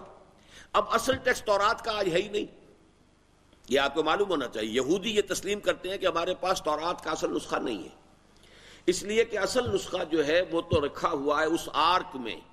وہ ایک صندوق ہے بہت بڑا مقدس، تابوت، جس کا کہ قرآن مجید میں سورہ بقرہ میں ذکر ہے، تابوت السکینہ. وہ جو ہے گم ہو چکا ہے، اس لیے کہ جب نبوکدنضر نے اس کو مسمار کیا تھا اس وقت جو ہے اسی یروشلم میں ہیکل سلیمانی کے تہخانوں کے اندر وہ موجود تھا، اور وہاں کچھ رہبائی ہر وقت رہتے تھے موجود اس کی پریزنس میں، اس کی عظمت کو کی تقدیس کرنے کے لیے. تو جب اس کو مسمار کیا گیا وہ وہاں سے نکلے نہیں، تو گویا کہ جب پورا ملبہ گرا ہے تو اس کے اندر ہی ان کی لاشیں بھی دب گئی ہیں اور وہ صندوق سکینہ بھی موجود ہے. اور یہ اب یہ کہہ رہے ہیں یہودی کہ ہم نے تحقیق کر لی ہے کہ ایک سرنگ کے اندر مسجد اقصیٰ کی بنیادوں کے نیچے وہ سرنگ اب بھی موجود ہے جہاں وہ آرک بھی ہے، تابوت سکینہ بھی ہے، اور ان کی لاشیں بھی موجود ہیں. اور وہ کئی مرتبہ اٹیمپٹ کر چکے ہیں سرنگ کھود کر وہاں تک پہنچنے کی. اور جب کہ وہ کبھی آگ لگائی تھی مسجد اقصیٰ کے ایک حصے کو آگ لگا دی گئی تھی. یہ ان کی اٹیمپٹس یہی ہیں کہ کسی طریقے سے اس کو گرایا جائے، پھر ہم ایکسکیویٹ کریں گے. اور ایک فلم بھی دکھائی گئی تھی فلپائنز میں. یہ ہمارے جو ساتھی ہیں نعیم غفور شیخ جو PIA میں فلائٹ انجینئر ہیں، یہ وہاں جا کر وہ فلم دیکھ کر آئے ہیں کہ جس فلم میں انہوں نے ثابت کیا ہے کہ وہ آرک موجود ہے اور اس میں وہ تختیاں موجود ہیں پتھر کی جس کے اوپر کے تورات لکھی ہوئی ہے، اور عصائے موسیٰ بھی موجود ہے، اور بھی کچھ تبرکات ہیں. اس کا ذکر قرآن مجید میں بھی موجود ہے. تو ظاہر بات ہے اس کے بعد تو 100 برس کے بعد جب یہ کہ بیبیلونیا میں یہ چلے گئے تھے اور کیپٹیوٹی میں رہے ہیں، پھر جب وہاں سے چھوٹ کر آئے ہیں تو انہوں نے اپنی یادداشتوں سے دوبارہ مرتب کیا ہے. تو وہ تورات ہے جو ان کے پاس ہے. اصل تورات تو ان کے پاس ہے ہی نہیں. اصل انجیل بھی نہیں ہے، جیسا کہ میں نے عرض کیا کہ وہ یا تو ہبریو میں تھی یا آرامائک میں تھی یا سیریک زبان میں تھی. 3 کے سوا کسی چوتھی زبان میں ہونے کا سوال نہیں، اور کوئی قدیم نسخہ جو ہے اس زبان میں موجود نہیں ہے. جو ارلیسٹ ہے وہ بھی گریک ٹرانسلیشن ہے. تو شاہ صاحب کا کہنا یہ تھا کہ یہودیوں نے بھی جو تحریف کی تھی وہ ترجموں میں کی تھی. باقی یہ کہ قرآن مجید سے معلوم ہوتا ہے کہ انہوں نے الفاظ کو بھی آگے پیچھے کیا ہے. بہرحال اس میں شاہ صاحب کی رائے سے اختلاف کی گنجائش بھی ہے، لیکن یہ تو پھر ایک ریسرچ کا ایشو ہے. بعض مفسرین نے اہل کتاب سے قصے لے کر انہیں قرآنی تفاسیر اور علوم اسلامی کا جز بنا دیا ہے. اس کے خلاف شاہ صاحب نے جا بجا آواز بلند کی ہے. مثلا فوز الکبیر میں لکھا ہے، یہاں پر یہ جان لینا مناسب ہے کہ حضرات انبیاء سابقین کے قصے احادیث میں کم مذکور ہیں، اور ان کے وہ لمبے چوڑے تذکرے جن کے بیان کرنے کی تکلیف عام مفسرین بیان کرتے ہیں وہ سب الا ماشاءاللہ علماء اہل کتاب سے منقول ہیں. اسی کتاب میں آگے چل کر پھر لکھتے ہیں، اسرائیلی روایات کا نقل کرنا ایک ایسی بلا ہے جو ہمارے دین میں داخل ہو گئی ہے. حالانکہ صحیح اصول یہ ہے کہ ان کی نہ تصدیق کرو نہ تکذیب. مفسرین کے بعض قصے جنہیں عوام اسلام کا ضروری جز سمجھنے لگ گئے ہیں شاہ صاحب کو بہت ناپسند تھے. فرماتے تھے، اور محمد بن اسحاق واقدی کلبی نے قصہ آفرینی میں جس قدر افراد کی ہے، یعنی وہ ہر ایک آیت کے تحت میں ایک قصہ لائے ہیں، محدثین کے نزدیک ان کا اکثر حصہ صحیح نہیں ہے اور ان کے اسناد میں خامیاں ہیں. ان لوگوں کی اس افراد کو علم تفسیر کے شرط کے لیے شرط سمجھنا صریح غلطی ہے، اور اس کے حفظ پر فہم کتاب اللہ کو موقوف کر دینا دراصل کتاب اللہ سے اپنا حصہ کھو دینا ہے. مفسرین کی یہی زولیدہ نویسی تھی جس کی وجہ سے شاہ صاحب نے اپنے وصیت نامے میں یہ لکھا کہ قرآن اور اس کا ترجمہ تفسیر کے بغیر ختم کرنا چاہیے. ترجمۃ القرآن، تفسیروں کو ایک طرف رکھ دو، ترجمہ قرآن کا پڑھو، اور پھر اس کے بعد تفسیر. یعنی پہلے ترجمے کو ختم کر لیا جائے، پورے قرآن کو محض ترجمے سے پہلے ایک دفعہ آدمی گزار لے، اپنے ذہن میں بٹھا لے، اب تفسیروں کی طرف رجوع کرے. یہ نہیں کہ ابتدا ہی قرآن مجید کے مطالعے کی تفسیروں سے کی جائے. قرآن اور اس کا ترجمہ تفسیر کے بغیر ختم کرنا چاہیے. پھر اس کے بعد تفسیر، اور وہ بھی تفسیر جلالین بقدر درس پڑھائی جائے، جو نہایت مختصر ہے اور جس کے الفاظ قرآن کے الفاظ جتنے ہیں. وہ لکھتے ہیں، قرآن عظیم اس قدر پڑھا دیں کہ صرف قرآن اور ترجمہ بغیر تفسیر کے پڑھا جائے، مگر جہاں شان نزول یا قاعدہ نحو مشکل ہو وہاں ٹھہر جائیں اور بحث کریں، اور اس کے بعد اس کے تفسیر جلالین بقدر درس پڑھا دیں. یہ ان کی وصیت کا یہ ایک کوٹیشن ہے جو انہوں نے دی ہے. بہرحال یہ جو ہم نے آج محنت مزید کر لی ہے وہ اس لیے، جیسا کہ میں نے آپ کو بتایا کہ ہماری یہ جد و جہد جو ہم لے کر چل رہے ہیں، اس کا نقطہ آغاز شاہ صاحب کی یہ جد و جہد ہے۔ اب آئیے اس کے بعد مسلم انڈیا کا ایک نیا دور شروع ہو رہا ہے، انگریزی دور کے نئے فتنوں کا سد باب اور تحریک رجوع الی القرآن۔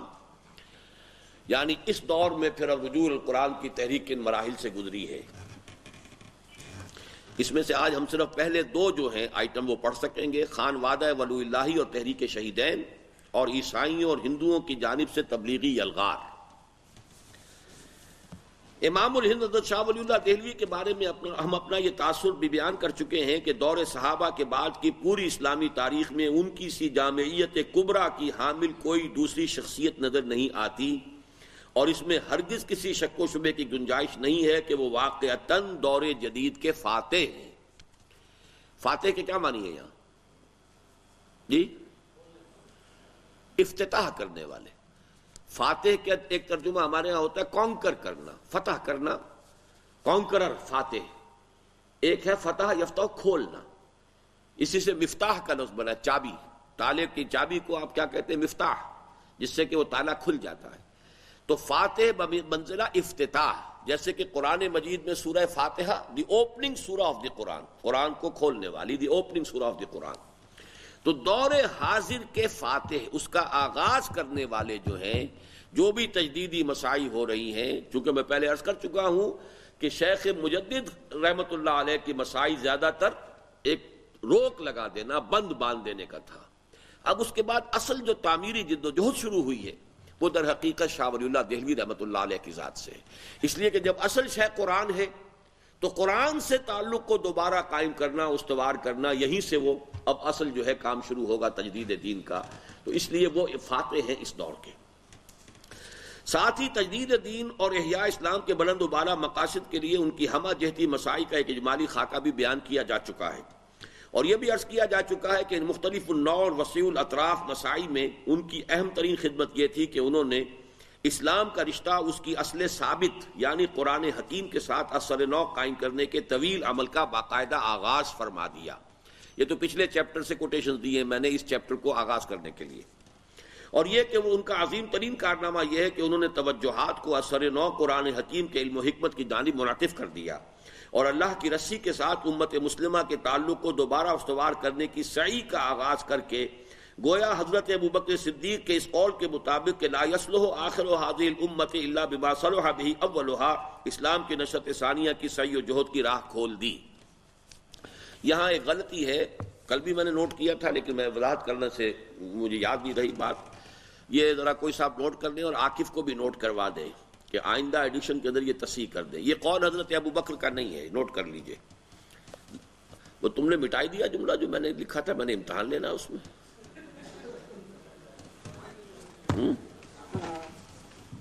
وہ تو اب میں آج امتحان دیے بغیر نہیں چھوڑوں گا میں۔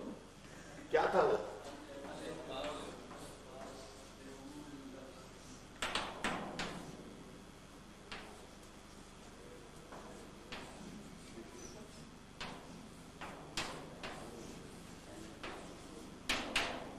یہ تو قائم رہے گا۔ اب جو جملہ میں بتانا چاہتا تھا وہ کیا تھا؟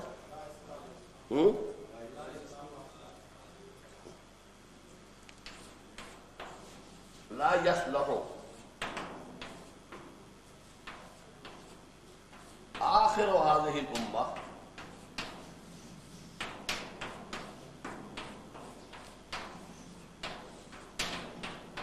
الا بما صلح اولها۔ یہ اصل میں حضرت امام مالک کا جملہ ہے، لیکن حضرت ابوبکر صدیق رضی اللہ تعالی عنہ کا بھی ایک جملہ ہے کہ جو اسی مفہوم کا ہے، ان ھذا الامر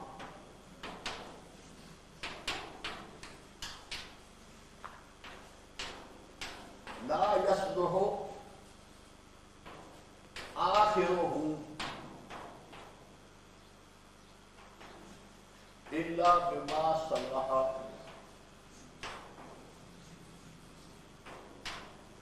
اولہ۔ یہ ہے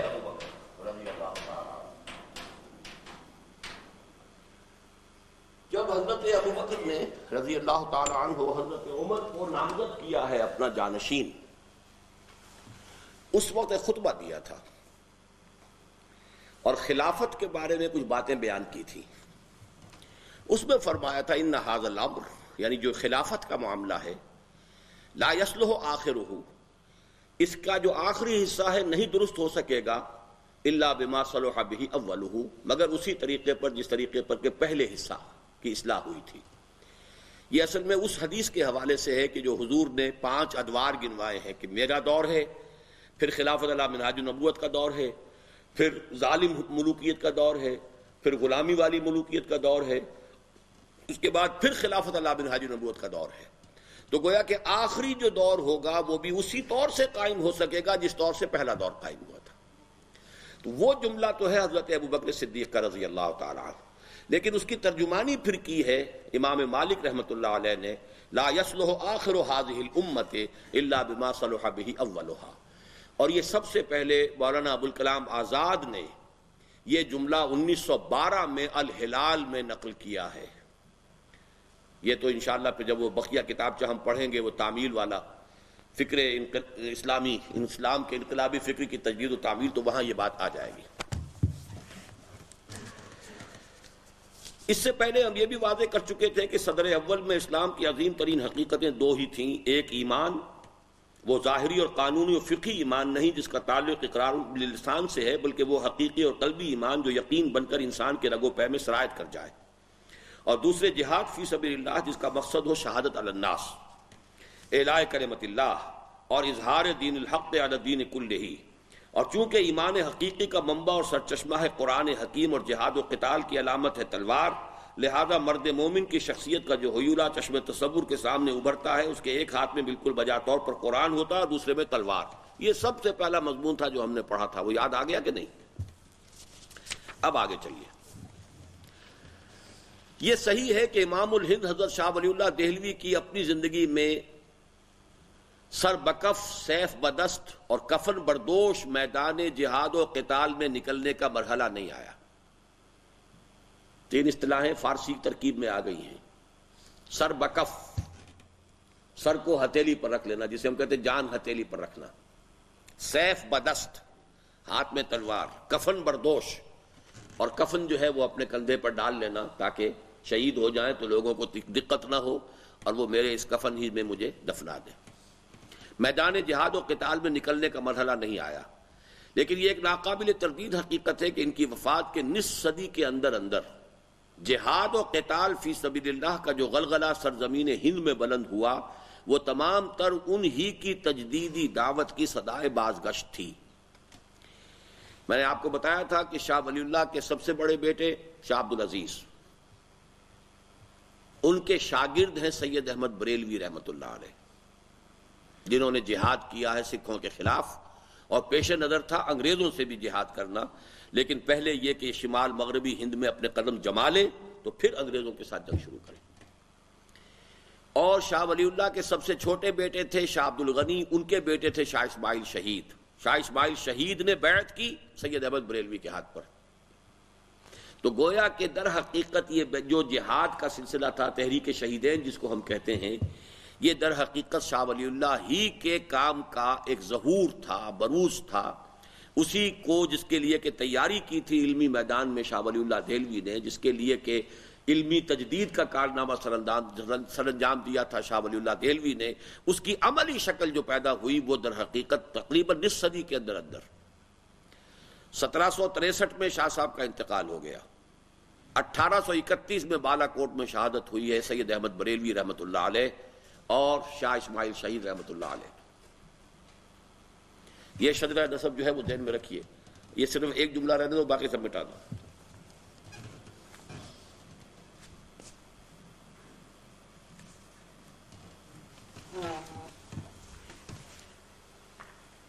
شاہ ولی اللہ، ان کے بیٹے شاہ عبدالعزیز، ان کے شاگرد سید احمد بریلوی. شاہ ولی اللہ کے ایک اور بیٹے شاہ عبد الغنی، ان کے بیٹے شاہ اسماعیل شہید،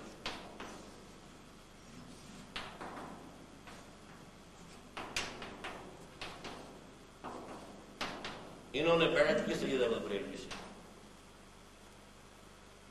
یہ کہلاتے ہیں شہیدین، تحریک شہیدین.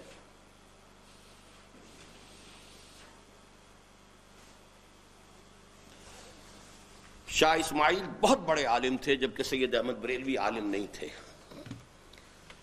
انہیں تو صرف ترجمہ قرآن جو ہے شاہ عبد العزیز نے پڑھایا، جیسے کہ شاہ صاحب نے وصیت کی تھی. اس کے بعد جب علوم پڑھانے کی کوشش کی تو ان کا دماغ چلا ہی نہیں. تو شاہ عبد القادر نے یہ کہا بھائی جان سے، اپنے بڑے بھائی سے شاہ عبد العزیز سے، کہ بھائی جان اللہ تعالیٰ نے ان کو کسی اور کام کے لیے پیدا کیا ہے، آپ یہ تعلیم والی ان کی اپنا وقت ضائع نہ کریں اور ان کے اوپر بھی کوئی مصیبت نہ ڈالیں. پھر انہوں نے جہاد کی طرف آغاز کیا. پہلے امیر محمد خان کے ساتھ مل کر انگریزوں کے خلاف جہاد کرتے رہے. امیر محمد خان جو ہے، جب اس نے انگریزوں سے صلح کر لی اور انگریزوں نے اسے ٹونک کی ریاست دے دی کہ تم تو بیٹھ جاؤ ٹھنڈے ہو کر یہاں، پھر وہاں اس سے علیحدہ ہو کر کے اس شخص نے تو انگریزوں کے ساتھ صلح کر لی ہے، پھر وہاں سے علیحدہ ہو کر پھر انہوں نے اپنا راستہ علیحدہ بنایا. اور ظاہر بات ہے کہ انگریزوں کے ساتھ جہاد کرنے کے لیے پہلے انہوں نے سوچا کہ پہلے سکھوں کے خلاف جہاد کر کے اور پٹھانوں کی مدد سے پنجاب جو ہے پہلے اس کو شامل کیا جائے، عالم اس میں دارالاسلام بنایا جائے، پھر وہاں سے انگریزوں کے خلاف جہاد کیا جائے. یہ تھی جد و جہد. اس کے اوپر بعد میں ہم کبھی پڑھیں گے، لیکن اس وقت صرف یہ بتانا تھا کہ یہ سارا سلسلہ کہاں سے چلا. شاہ ولی اللہ،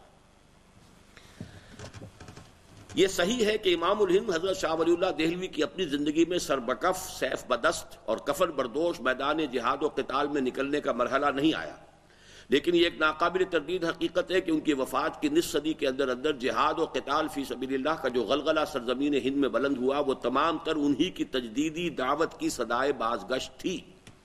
اس لیے کہ خود حضرت سید احمد بریلوی بھی خانوادہ ولی اللہ ہی کے زیر تربیت یافتہ تھے، اور ان کے دستے راست تو تھے ہی شاہ اسماعیل شہید ابن شاہ عبد الغنی ابن شاہ ولی اللہ دہلوی. اور اگرچہ انجام کار کے اعتبار سے ہندوستان کی یہ پہلی اسلامی تحریک شعلہ مستعجل کا مصداق بن گئی. شعلہ مستعجل وہ شعلہ جو جلدی سے بجھ جاتا ہے. اگر آپ کے اندر ہمت ہے تو یاد کیجئے، یہ مصرع ہے بہت عمدہ. کسی بھی چیز کو واضح کرنے کے لیے تھی تو اچھی لیکن جلدی ختم ہوگی. خوش درخشید ولے شعلہ مستعجل بود،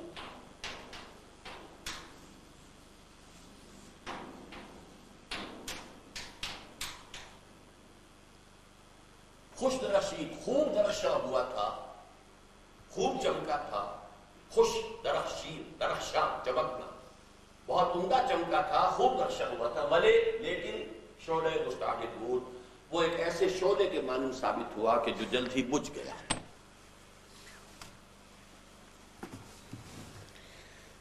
لیکن اس کی خوش درخشیدگی یقیناً ہر شک و شبے سے بالاتر ہے. یہاں تک کہ واقعہ یہ کہ اس تحریک جہاد کے وابستگان کے ایمان و یقین، ذوق و شوق اور جوش و خروش کے تذکرے سے بے اختیار صحابہ کرام یاد آ جاتے ہیں، اور سخت حیرت ہوتی ہے کہ ایسی چنگاری بھی یارب اپنی خاکستر میں تھی. اور یہ ایک بین ثبوت ہے اس کا کہ اگر دعوت کی اساس اور منہج عمل وہی اختیار کیا جائے جو اسلام کے صدر اول میں کیا گیا تھا، تو سیرت و کردار کے وہی نمونے آج بھی تیار ہو سکتے ہیں جو دور صحابہ کا ترائے امتیاز ہیں. گویا بقول جگر مراد آبادی، چمن کے مالی اگر بنا لے موافق اپنا شعار، اب بھی چمن میں آ سکتی ہے پلٹ کر چمن سے روٹھی بہار اب بھی. اب یہاں سے اب تیسرا دور شروع ہو رہا ہے مسلم انڈیا کا، یعنی انگریز کی آمد. پھر ذہن میں تازہ کر لیں، پہلا دور 712 عیسوی سے شروع ہوا. محمد بن ابن قاسم کے ذریعے سے موجودہ پاکستان کا جنوبی نصف جگمگا اٹھا. یہ اسلام خالص عربی اسلام تھا، وہی سادگی تھی، نہ فرقہ واریت، نہ عجمی تصورات، نہ فلسفہ، نہ منطق، لیکن خوش درخشید ولے شعلہ مستعجل بود.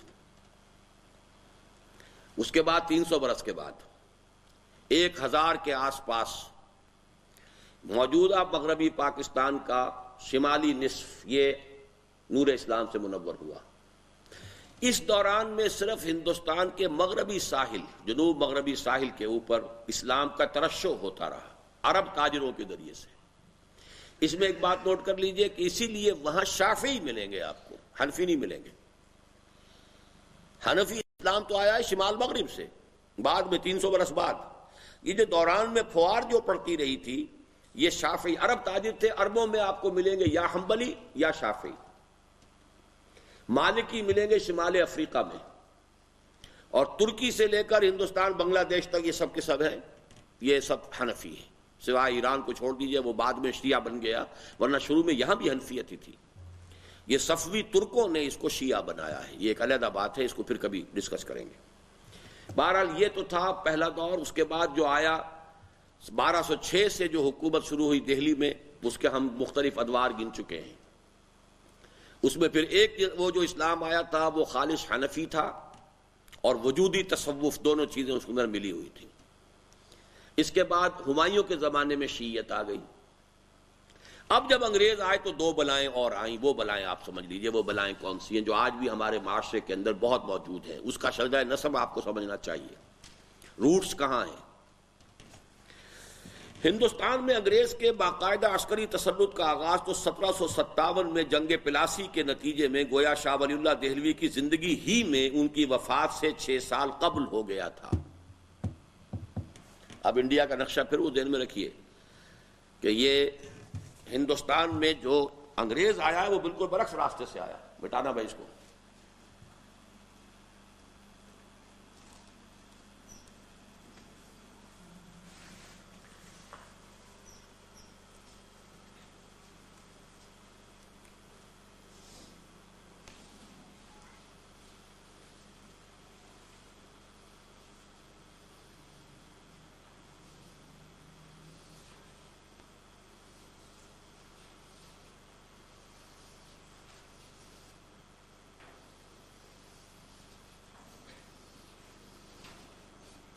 یہ کبھی ہندوستان ہوتا تھا، کشمیر، یہ پاکستان، یہ جنوبی پاکستان، یہ شمالی پاکستان۔ یہاں پر عرب تاجروں کے ذریعے سے اسلام آیا، وہ شافعی اسلام تھا۔ یہاں سے اسلام آیا، اور ہندوستان میں ہمیشہ سے حملہ آور ادھر سے آیا۔ پہلی مرتبہ ہوا ہے کہ یہاں سے اب شروع ہوا انگریز، اور یوں پڑھا ہے، اور لاسٹ آف آل آیا ہے یہ پنجاب اور سرحد میں۔ یہ بالکل برعکس۔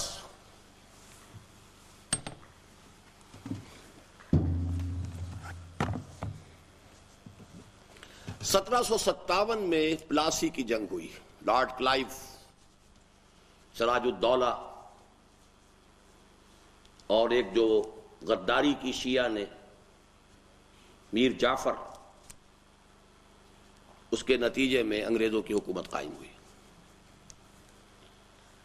اب 1757 اور شاہ صاحب کا انتقال 1763، اس کو کوریلیٹ کرتے جائیے۔ اب گویا کہ 6 سال کے بچے تھے شاہ صاحب، شاہ ولی اللہ دہلوی، جبکہ انگریز نے قدم جما لیے تھے ہندوستان میں، بنگال میں۔ جی جی کس کی؟ ہاں 6 سال عمر میں بقایا تھا، ٹھیک۔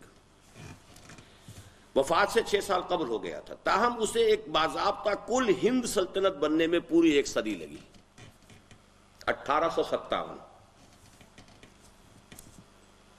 یہاں تک کہ 1857 کے غدر یا بغاوت کی صورت میں آخری ہچکی لے کر ہندوستان میں مسلمانوں کی حکومت کا 650 سالہ دور ختم ہو گیا، اور تاریخ ہند کے برطانوی دور کا آغاز ہو گیا، ٹھیک۔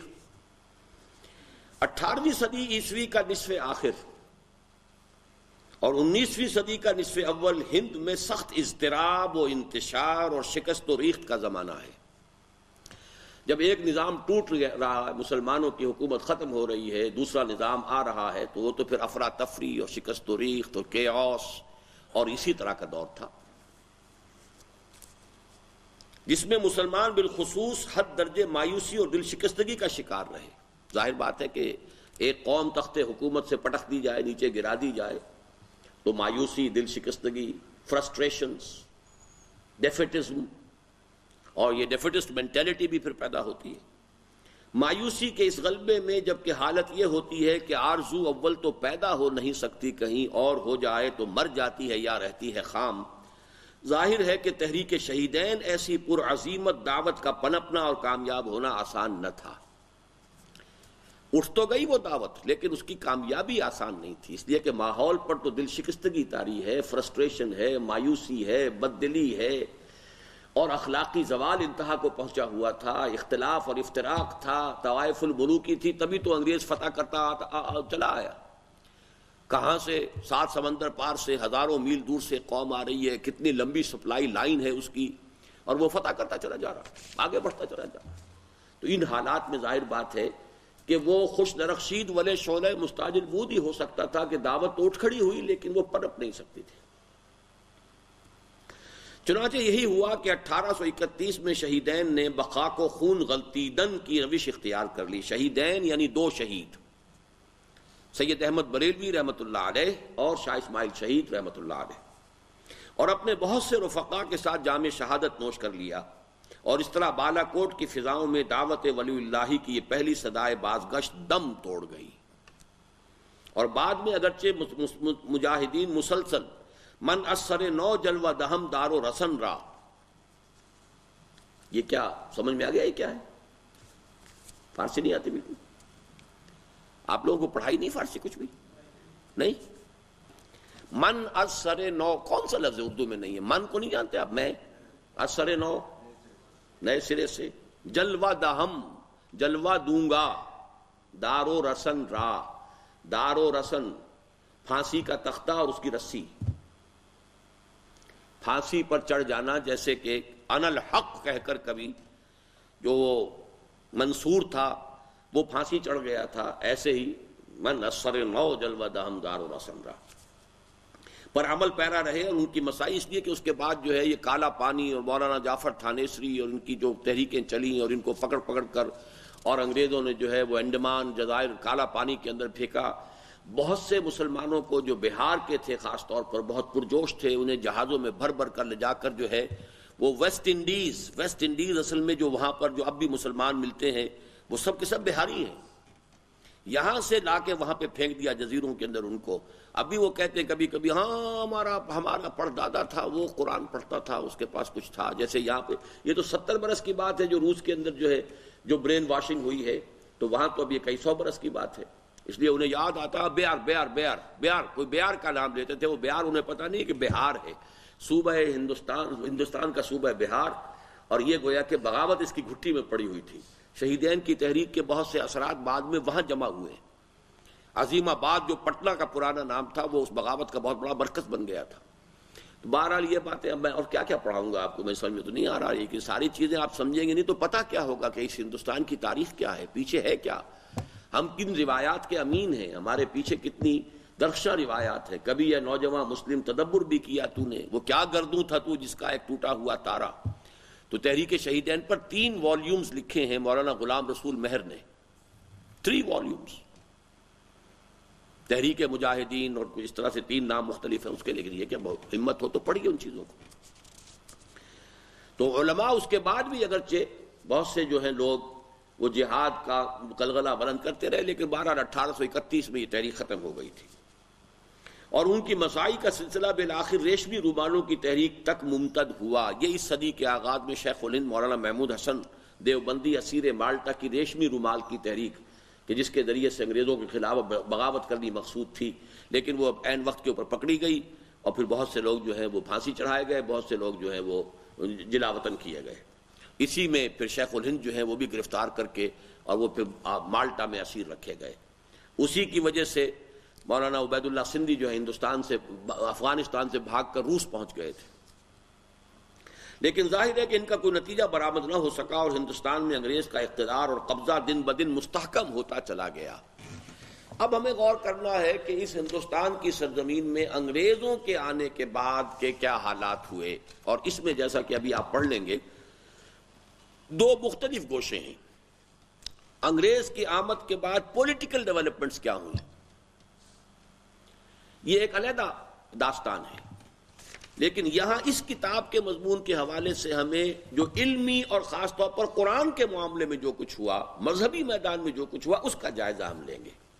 چنانچہ اس کتاب کے فوراً بعد پہلے میں آپ کو اسلام اور پاکستان نامی اپنی کتاب کے کچھ حصے پڑھاؤں گا کہ جس میں پھر سیاسی طور پر انگریز کی آمد کے بعد یہاں کا جو نقشہ بدلا ہے اور جو نئے مسائل پیدا ہوئے ہیں اور ہندو مسلم کشمکش کا آغاز ہوا ہے، اس کا پورا بیک گراؤنڈ ہسٹوریکل آپ کے سامنے آ جائے کہ اس کے کیا کیا فیکٹرز تھے۔ That's a political back ground. یہ پولیٹیکل نہیں، یہاں پر ہم اس کا جائزہ لیں گے صرف علمی اعتبار سے اور دینی مذہبی اعتبار سے۔ برطانوی دور میں مسلمانان ہند زندگی اور موت کی جس کشمکش سے مسلسل دوچار رہے، اس کے متعدد پہلو تھے، خالص دینی و مذہبی بھی، علمی و فکری بھی، سماجی و مجلسی بھی، اور قومی و سیاسی بھی۔ اب یہاں تو میں نے 4 گنوا دیے 2 کی بجائے۔ دینی و مذہبی، علمی و فکری، سماجی و مجلسی، سوشل۔ اب سوشل میں یہ ہے کہ کھڑے ہو کر جو ہے کھانا کھایا جا رہا ہے۔ ابتدا میں ہندوستان میں جب انگریز آیا ہے اور میز کرسی پر بیٹھ کر کھانا کھانے کو کفر قرار دیا گیا، کرسٹان ہو گیا، میز پہ بیٹھ کے کھانا کھاتا۔ کسی نے چمچہ استعمال کر لیا تو یہ بھی کرسٹان ہو گیا۔ کانٹا استعمال کرنا، چھری استعمال کرنا تو بہت دور کی بات تھی، چمچے کا استعمال بھی، چونکہ ظاہر بات ہے ہماری تہذیب میں تو نہیں تھا، ہم تو ہاتھ سے کھایا کرتے تھے، جو طریقہ تھا چلا آ رہا تھا۔ تو تہذیبی اور سماجی اعتبار سے بڑے پرابلم پیدا ہوئے۔ ایک نئی تہذیب آ رہی تھی، ہماری اپنی ایک تہذیب تھی، ٹکراؤ ہوا۔ دینی اور مذہبی اعتبار سے عیسائیت کی تبلیغ شروع ہوئی اور ہندوؤں نے بھی سر اٹھایا، اس لیے کہ جب ہندوؤں کو تو اب سائی آف ریلیف مل گئی کہ انگریز نے انہیں تھوڑا سا سپورٹ کیا، اس لیے کہ انگریز کو خطرہ تھا مسلمانوں سے کہ ان سے ہم نے حکومت چھینی ہے تو بغاوت انہی کی طرف سے ہو سکتی ہے۔ ہندوؤں کے لیے تو یہ چینج آف ماسٹرز کا معاملہ تھا، پہلے وہ مسلمانوں کے غلام تھے، اب انگریزوں کے غلام ہو گئے، تو کیا فرق پڑا؟ کوئی فرق نہیں پڑا، غلام کے غلام رہے۔ مسلمان جو ہے تخت حکومت سے پٹخ کر جو ہے جو فرش پر دے مارے گئے تھے، تو جذبہ جو ریئیکشن کا ہو سکتا تھا، بغاوت کے جذبات تو انہی میں ہو سکتے تھے، لہذا انگریز نے پوری حکمت عملی سے ہندو کو سپورٹ کیا، مسلمان کو دبایا۔ اس سے جو ہے بہت سے مسائل پیدا ہوئے، ہندو مذہب نے بھی سر اٹھایا، کیا ہم بھی کچھ ہیں؟ اس حوالے سے دینی و مذہبی مسائل بھی پیدا ہوئے، علمی و فکری مسائل بھی پیدا ہوئے، جس پر کہ ہم نے نشرت ثانیہ میں گفتگو کی ہے۔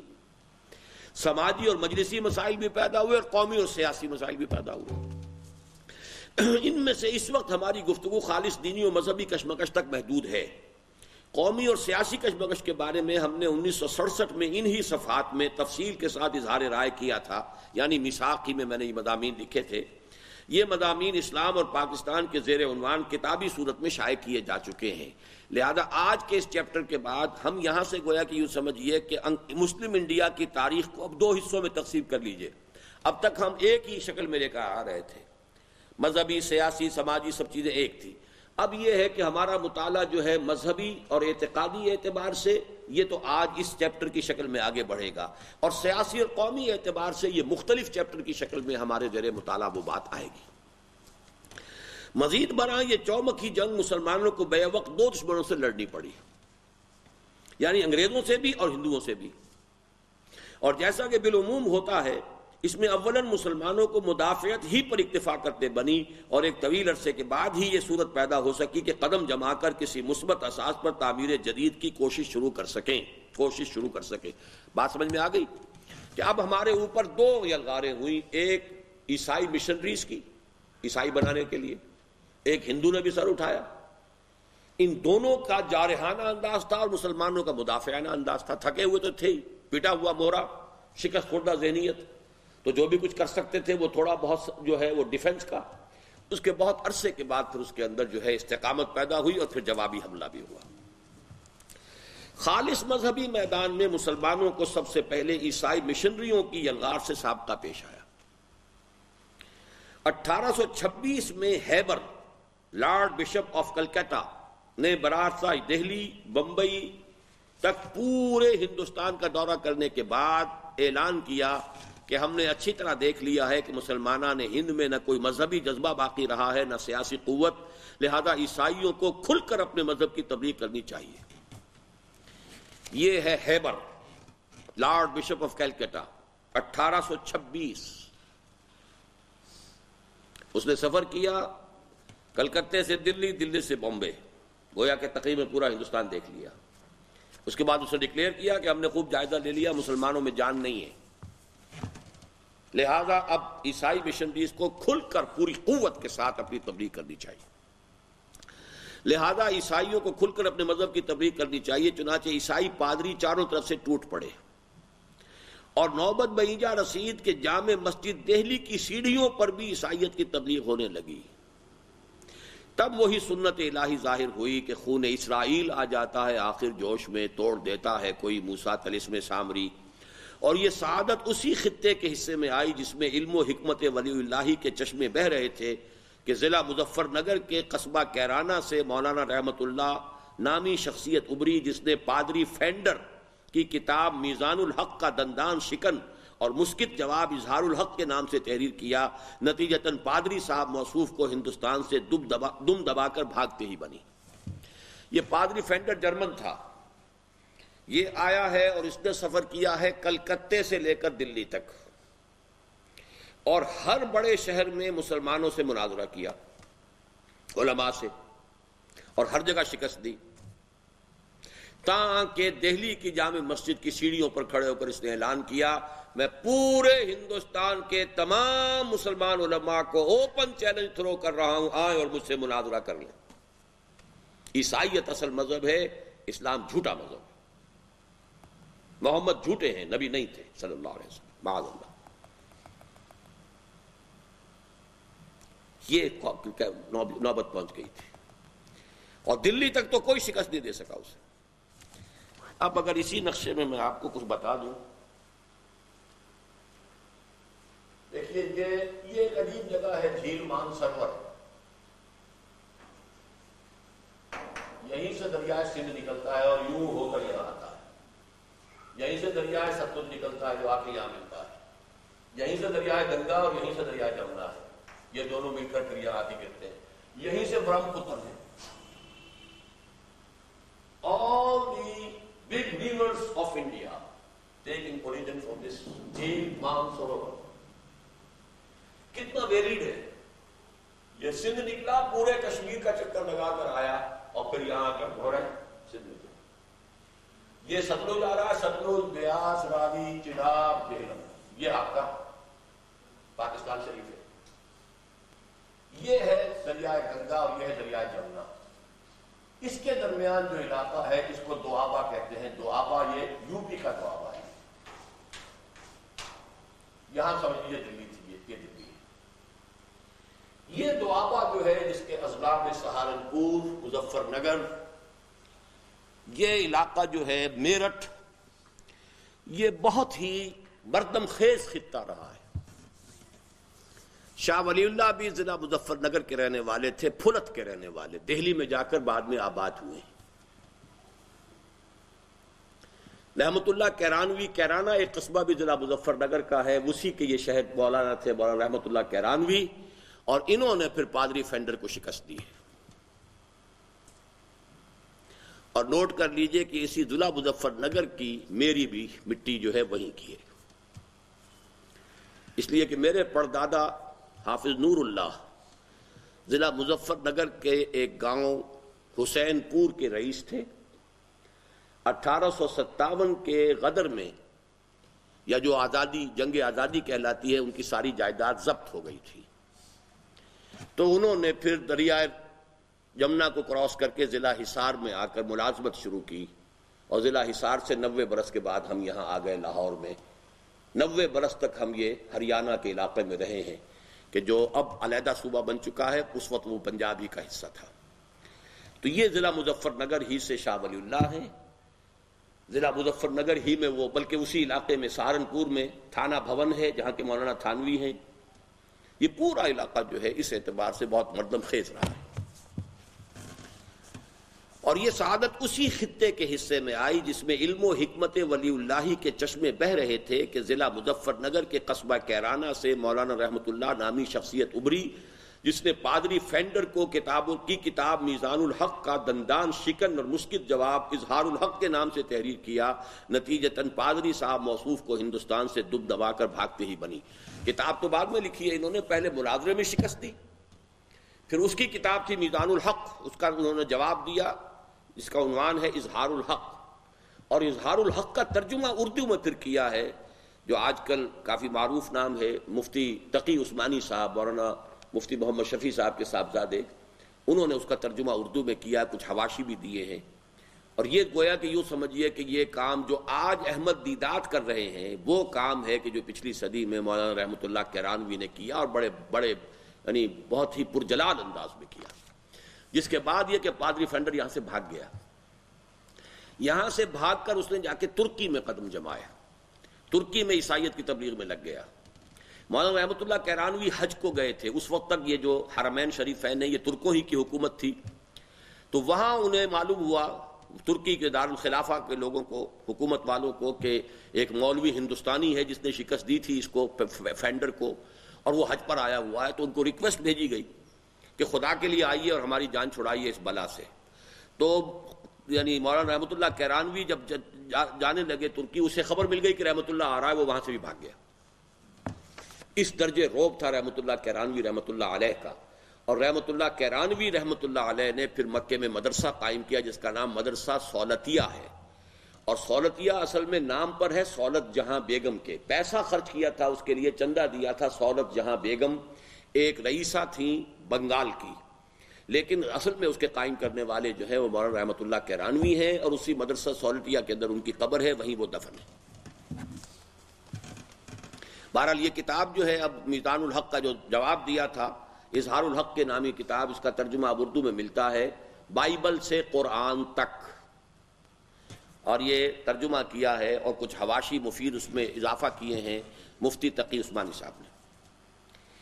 اور پھر جب اس نے اپنی سرگرمیوں کا مرکز ترکی کو بنایا اور وہاں کے علماء کا ناک میں دم کر دیا، اور وہاں سے طلبی پر مولانا رحمۃ اللہ کیرانوی ترکی پہنچے، تو وہاں سے بھی 9-2-11 ہو گیا۔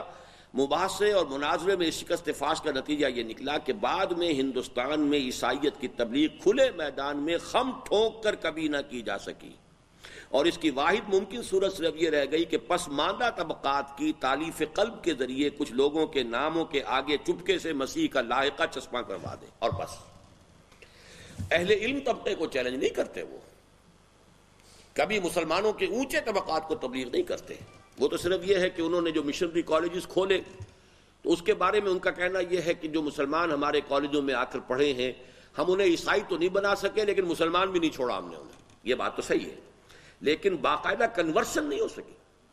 کنورشن تو یہی ہے، چوڑے ہیں، چمار ہیں، مسلی ہیں، بیچارے بہت ہی پسماندہ ہیں، دبے ہوئے ہیں، پسے ہوئے ہیں، اب انہیں دودھ کے کوئی ڈبے دے دیے، کوئی بسکٹ پہنچا دیے، کچھ گھی کے ڈبے دے دیے، کوئی مدرسہ کہیں کھول دیا، ان کے بچے پڑھ گئے، وہی جو ہیں کہ جو شاید جھاڑو ان کے ہاتھ میں ہوتی اور گھروں کے اندر وہ جو ہے وہ صاف کر رہی ہوتی، وہ اب بن گئی نرسیں بن گئیں، تو اب وہ ظاہر بات ہے کہ ان کو تو ایک جو اپلفٹ ملی ہے۔ تو یہ در حقیقت عیسائیت کی تبلیغ پھر اب اس انداز سے ہوئی۔ وہ جو انداز تھا کہ علماء سے خم ٹھونک کر مقابلہ کریں، مناظرہ کریں، وہ تو اس کے بعد اس رحمۃ اللہ کیرانوی رحمۃ اللہ علیہ کے طفیل سمجھیے کہ اس کے بعد پورے ہندوستان میں کبھی بھی، حالانکہ حکومت ان کی تھی، پھر انہیں اس قسم کی ضرورت نہیں ہوئی۔ اب دوسری طرف عیسائی پادریوں کے دیکھا دیکھی ہندوؤں کی باسی کڑی میں بھی ابال آ گیا، اور مسلمانوں پر ان کا تبلیغی حملہ 2 صورتوں میں ہوا۔ یہ اگرچہ وقت تو ختم ہونے کے قریب ہے لیکن یہ چند صفحے آج ہم پڑھ کر ہی اٹھیں گے چاہے دیر لگ جائے۔ اس کو اچھی طرح سمجھیے، یہ بہت گہری تشخیص ہے موجودہ حالات کی۔ ان کا تبلیغی حملہ عیسائیوں کا 2 صورتوں میں ہوا، ایک خالص رجعتی اور تنگ نظرانہ انداز میں، دوسرے قدر وسیع المشربی کے رنگ اور ترقی پسندانہ انداز میں، یعنی ایک ریئیکشنری رجعتی اور تنگ نظرانہ، ایک وسیع المشربی اور ترقی پسندانہ۔ اس کا مفہوم ابھی سمجھ میں آ جائے گا۔ ان میں سے پہلے کا حشر تو اگرچہ عیسائی مشنریوں کے انجام جیسا ہی ہوا، لیکن جس طرح کوئی بخار جاتے جاتے مریض کے لیے کوئی اذیت بخش چیز چھوڑ جاتا ہے، جسے عام گھریلو زبان میں بخار کا موتنا کہتے ہیں، اسی طرح یہ فتنہ بھی جاتا جاتا جسد ملت میں ایک سرطان کی جڑیں جما گیا، رہا دوسرے انداز کا حملہ تو اس نے میٹھی چھری والا کام کیا اور مسلمانوں نے ہند کے اچھے بھلے حصے کو متاثر کیا، یہاں تک کہ بعض انتہائی اہم شخصیتیں بھی اس کی زلف گراگیر کی اسیر ہو گئیں۔ ان جملوں کی وضاحت اگر پڑھیں گے تو سمجھ میں آ جائے گی۔ اول ذکر حملہ یعنی فارمر جو ہے، جس میں کہ تنگ نظری بھی تھی اور جارحانہ انداز تھا اور ریئیکشنری انداز تھا، آریہ سماجیوں کی جانب سے تھا۔ آریہ سماج قائم ہوا 1865۔ سوامی دیانند سرسوتی، جس کو عام طور پر لوگ سرسوتی پڑھ لیتے ہیں، یہ اس کے بانی ہے، دیانند سرسوتی۔ اس شخص نے ستیارت پرکاش لکھی،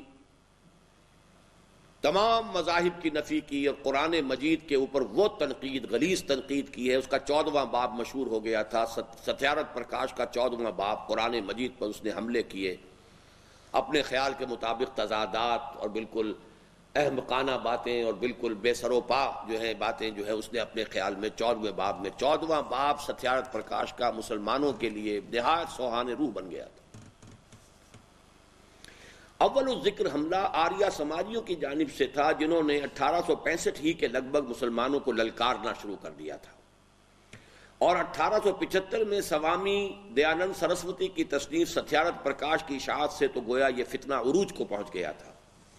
ان کے جواب کے لیے علماء حق بھی میدان میں آئے، لیکن بدقسمتی سے اس میدان میں نمایاں حیثیت جہانی غلام احمد قادیانی کو حاصل ہو گئی۔ Ghulam Ahmad Qadiani started his career as a مناظر، عیسائیوں کے خلاف بھی مناظرے کیے اور آریہ سماجیوں کے خلاف بھی مناظرے کیے۔ ہمارے علماء عام طور پر نہ انہوں نے بائبل پڑھی تھی کہ عیسائیوں کے ساتھ مناظرہ کر سکیں، نہ بائبل کی تاریخ سے واقف تھے۔ وہ تو یہ کہ ایک ایکسیپشن نکل آئی مولانا رحمۃ اللہ کیرانوی صاحب کی۔ اسی طریقے سے انہوں نے یہاں ہندوؤں کے نہ وید پڑھے نہ ان کی کتابیں پڑھی، تو جوابی حملہ کیسے کریں؟ اس جوابی حملے کی جو ہے کچھ صلاحیت پیدا ہوئی اس شخص کے اندر، غلام احمد قادیانی میں۔ اس نے کئی مناظروں میں آریہ سماجیوں کو شکست فاش دی۔ نتیجہ یہ ہوا کہ مسلمانوں کا ہیرو بن گیا۔ ظاہر بات ہے کہ آریہ سماجیوں کے جو حملے ہو رہے تھے اس کے مقابلے میں اگر مسلمانوں اسلام کی طرف سے دفاع کیا اور مناظروں میں شکست دی تو مسلمانوں کا ہیرو بن گیا کہ نہیں بن گیا؟ اسی نے در حقیقت اس کے دماغ میں وہ خناس پیدا کیا، وہ تکبر پیدا کیا، وہ اپنے کچھ ہونے کا احساس پیدا کیا۔ بڑھتے بڑھتے بیماری، مجدد ہونے کا دعویٰ کیا، مسیح ہونے کا دعویٰ کیا، یہاں تک کہ نبی ہونے کا دعویٰ کر کے اس کو میں نے کہا تھا کہ یہ بخار موتنا جو ہوتا ہے، ملیریا کے بعد جو چھالے نکل آتے ہیں، اور یہ کہ وہ آریہ سماجیوں کے حملے میں جوابی جو کارروائی کی مسلمانوں نے، اس میں یہ ہے کہ وہ آریہ سماجیوں کا حملہ تو ختم ہو گیا، لیکن ایک لعنت جو قادیانیت کی ہے یہ گویا کہ اس کے باقیات و سیئات کی حیثیت سے یہ سرطان کا پھوڑا جسد ملی کے اندر، مسلمانوں کے جسم کے اندر اس کی جڑیں شروع ہو گئی۔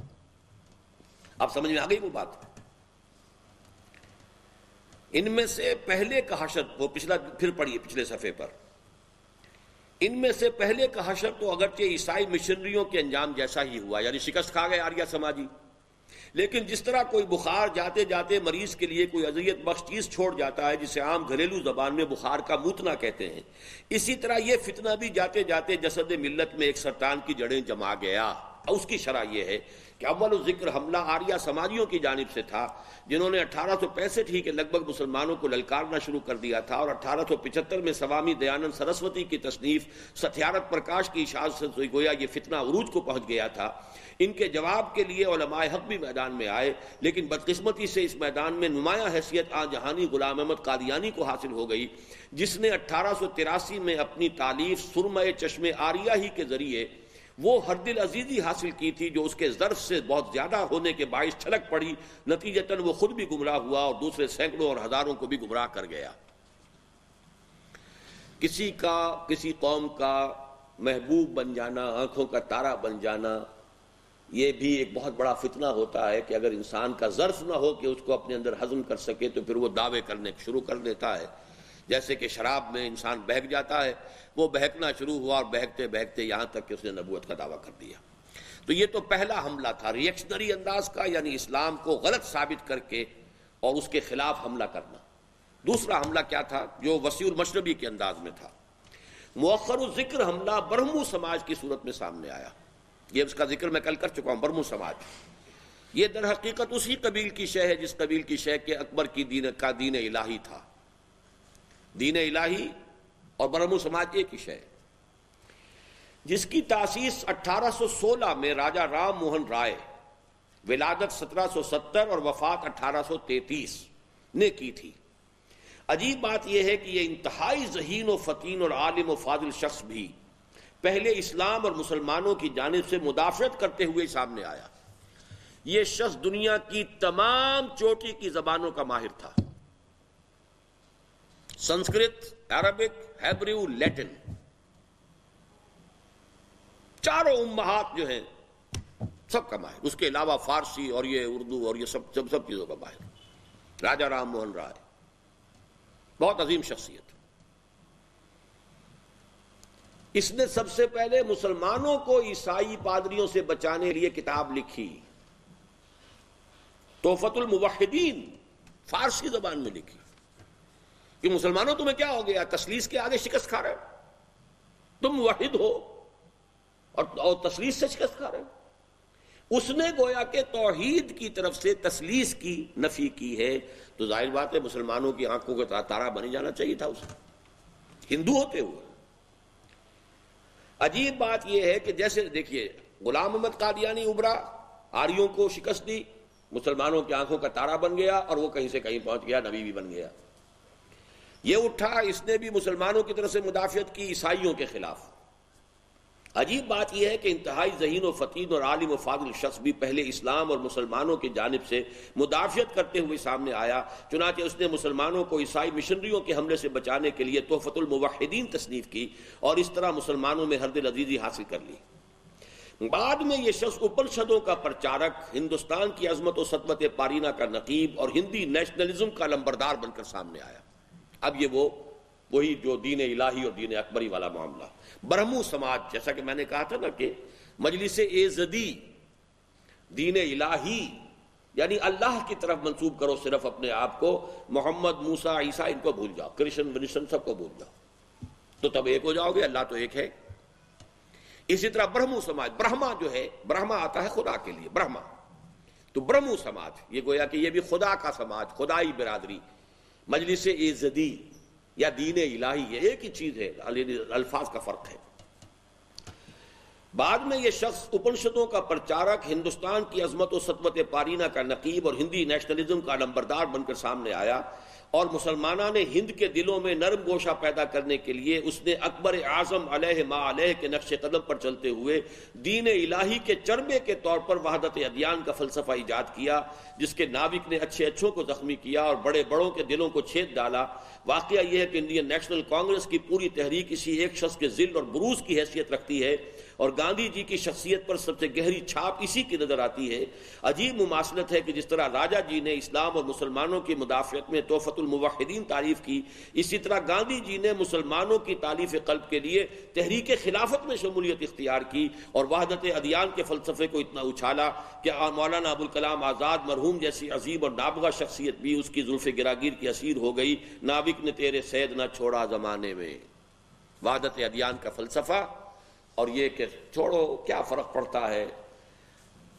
وہ پرارتھنا ہو رہی ہے گاندھی جی کی، اس میں قرآن بھی پڑھا جا رہا ہے، گیتا کے شلوک بھی ہیں، گرنتھ صاحب بھی ہیں، اپنشد بھی ہیں، انجیل سے بھی کچھ پڑھ لیا ہے، سب ایک ہیں، سب کو ایک سمجھو، ہم ایک قوم ہیں، ہندوستانی قوم ہے، ہندی نیشنلزم، انڈین نیشنلزم۔ تو ذہن میں رکھیے اکبر، اور اکبر کے ساتھ ابو الفضل اور فیضی، یہاں گاندھی اور گاندھی کے پیچھے راجا رام موہن رائے کی شخصیت، اور مسلمانوں میں سے پھر ابوالکلام آزاد، ایک جینیس۔ یہ شخصیتوں کا پس منظر کیا ہے، نظریات کے ابھرنے کی اصل سبب کیا ہے، کیوں کسی کو ہردل عزیزی حاصل ہوئی، کیسے ابھرا۔ مسلمانان ہند کی مثبت احیائی مساعی کا آغاز دراصل 20ویں صدی کی ابتدا سے ہوا۔ یہ مساعی قومی اور ملی سطح پر اور خالص سیاسی میدان میں بھی ہوئیں اور علمی و فکری سطح پر بھی۔ ہم مختلف مواقع پر اس احیائی عمل کے مختلف پہلوؤں پر اظہار رائے کر چکے ہیں، چنانچہ نشرت ثانیہ میں بھی آ چکی ہے بات۔ آج ہمیں اس ہمہ جہتی عمل کے اس پہلو پر روشنی ڈالنی ہے جو ہمارے نزدیک خالص تجدید و احیاء دین اور ٹھیٹھ اسلام کی نشرت ثانیہ کے اعتبار سے اہم ترین ہے، اور وہ یہ کہ بحمد اللہ نگاہوں کا ارتکاز رفتہ رفتہ قرآن مجید پر ہوتا جا رہا ہے، اور امت مسلمہ جو کلام اللہ سے بالکل بیگانہ ہو گئی تھی دوبارہ اس کی طرف متوجہ ہو رہی ہے۔ اس عمل کا آغاز جیسا کہ عرض کیا جا چکا ہے 18ویں صدی میں شاہ ولی اللہ دہلوی نے قرآن مجید کے فارسی ترجمے اور الفاظ الکبیر فی اصول التفسیر کی تالیف سے کیا۔ 19ویں صدی کے آغاز میں ان کے دو صاحبزادوں شاہ رفیع الدین اور شاہ عبد القادر کے علی ترتیب لفظی با محاورہ ترجمے اردو ترجمے شائع ہوئے۔ شاہ رفیع الدین صاحب کا 1805 میں اور شاہ عبد القادر صاحب کا 1810 میں۔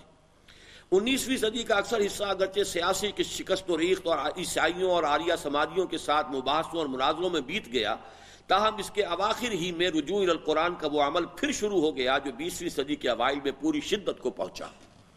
یعنی پچھلی صدی کا وسط جو تھا اس میں دو تحریکیں عسکری نمایاں ہوئی ہیں، ایک 1831 کی تحریک شہیدین اور ایک 1857 کی غدر، بغاوت، انگریز کے خلاف بغاوت۔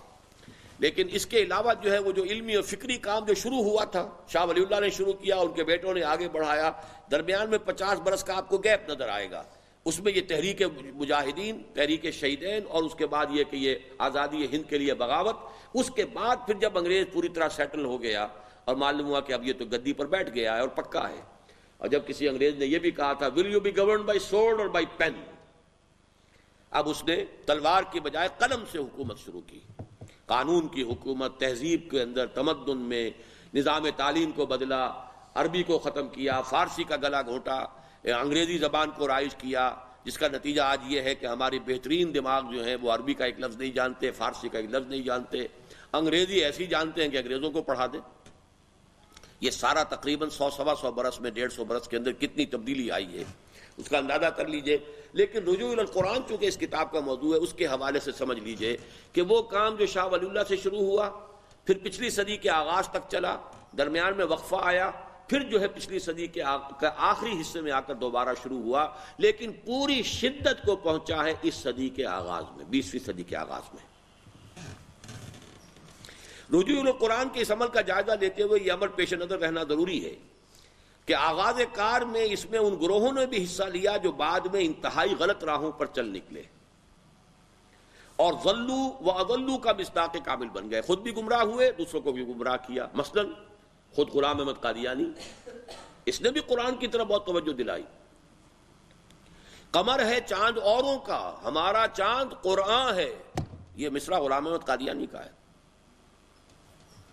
قمر ہے چاند اوروں کا، ہمارا چاند قرآن ہے۔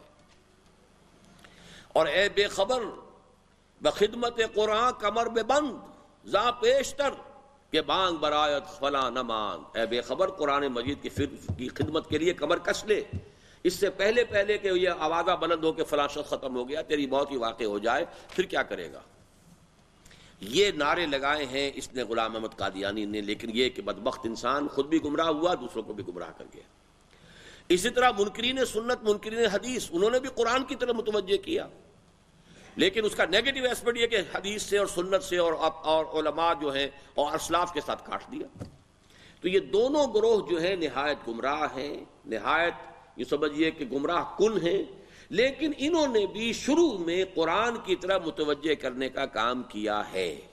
اس لیے یہ جو ایک جملہ ہے یہ بہت اہم ہے، اس کو اچھی طرح نوٹ کر لیجئے۔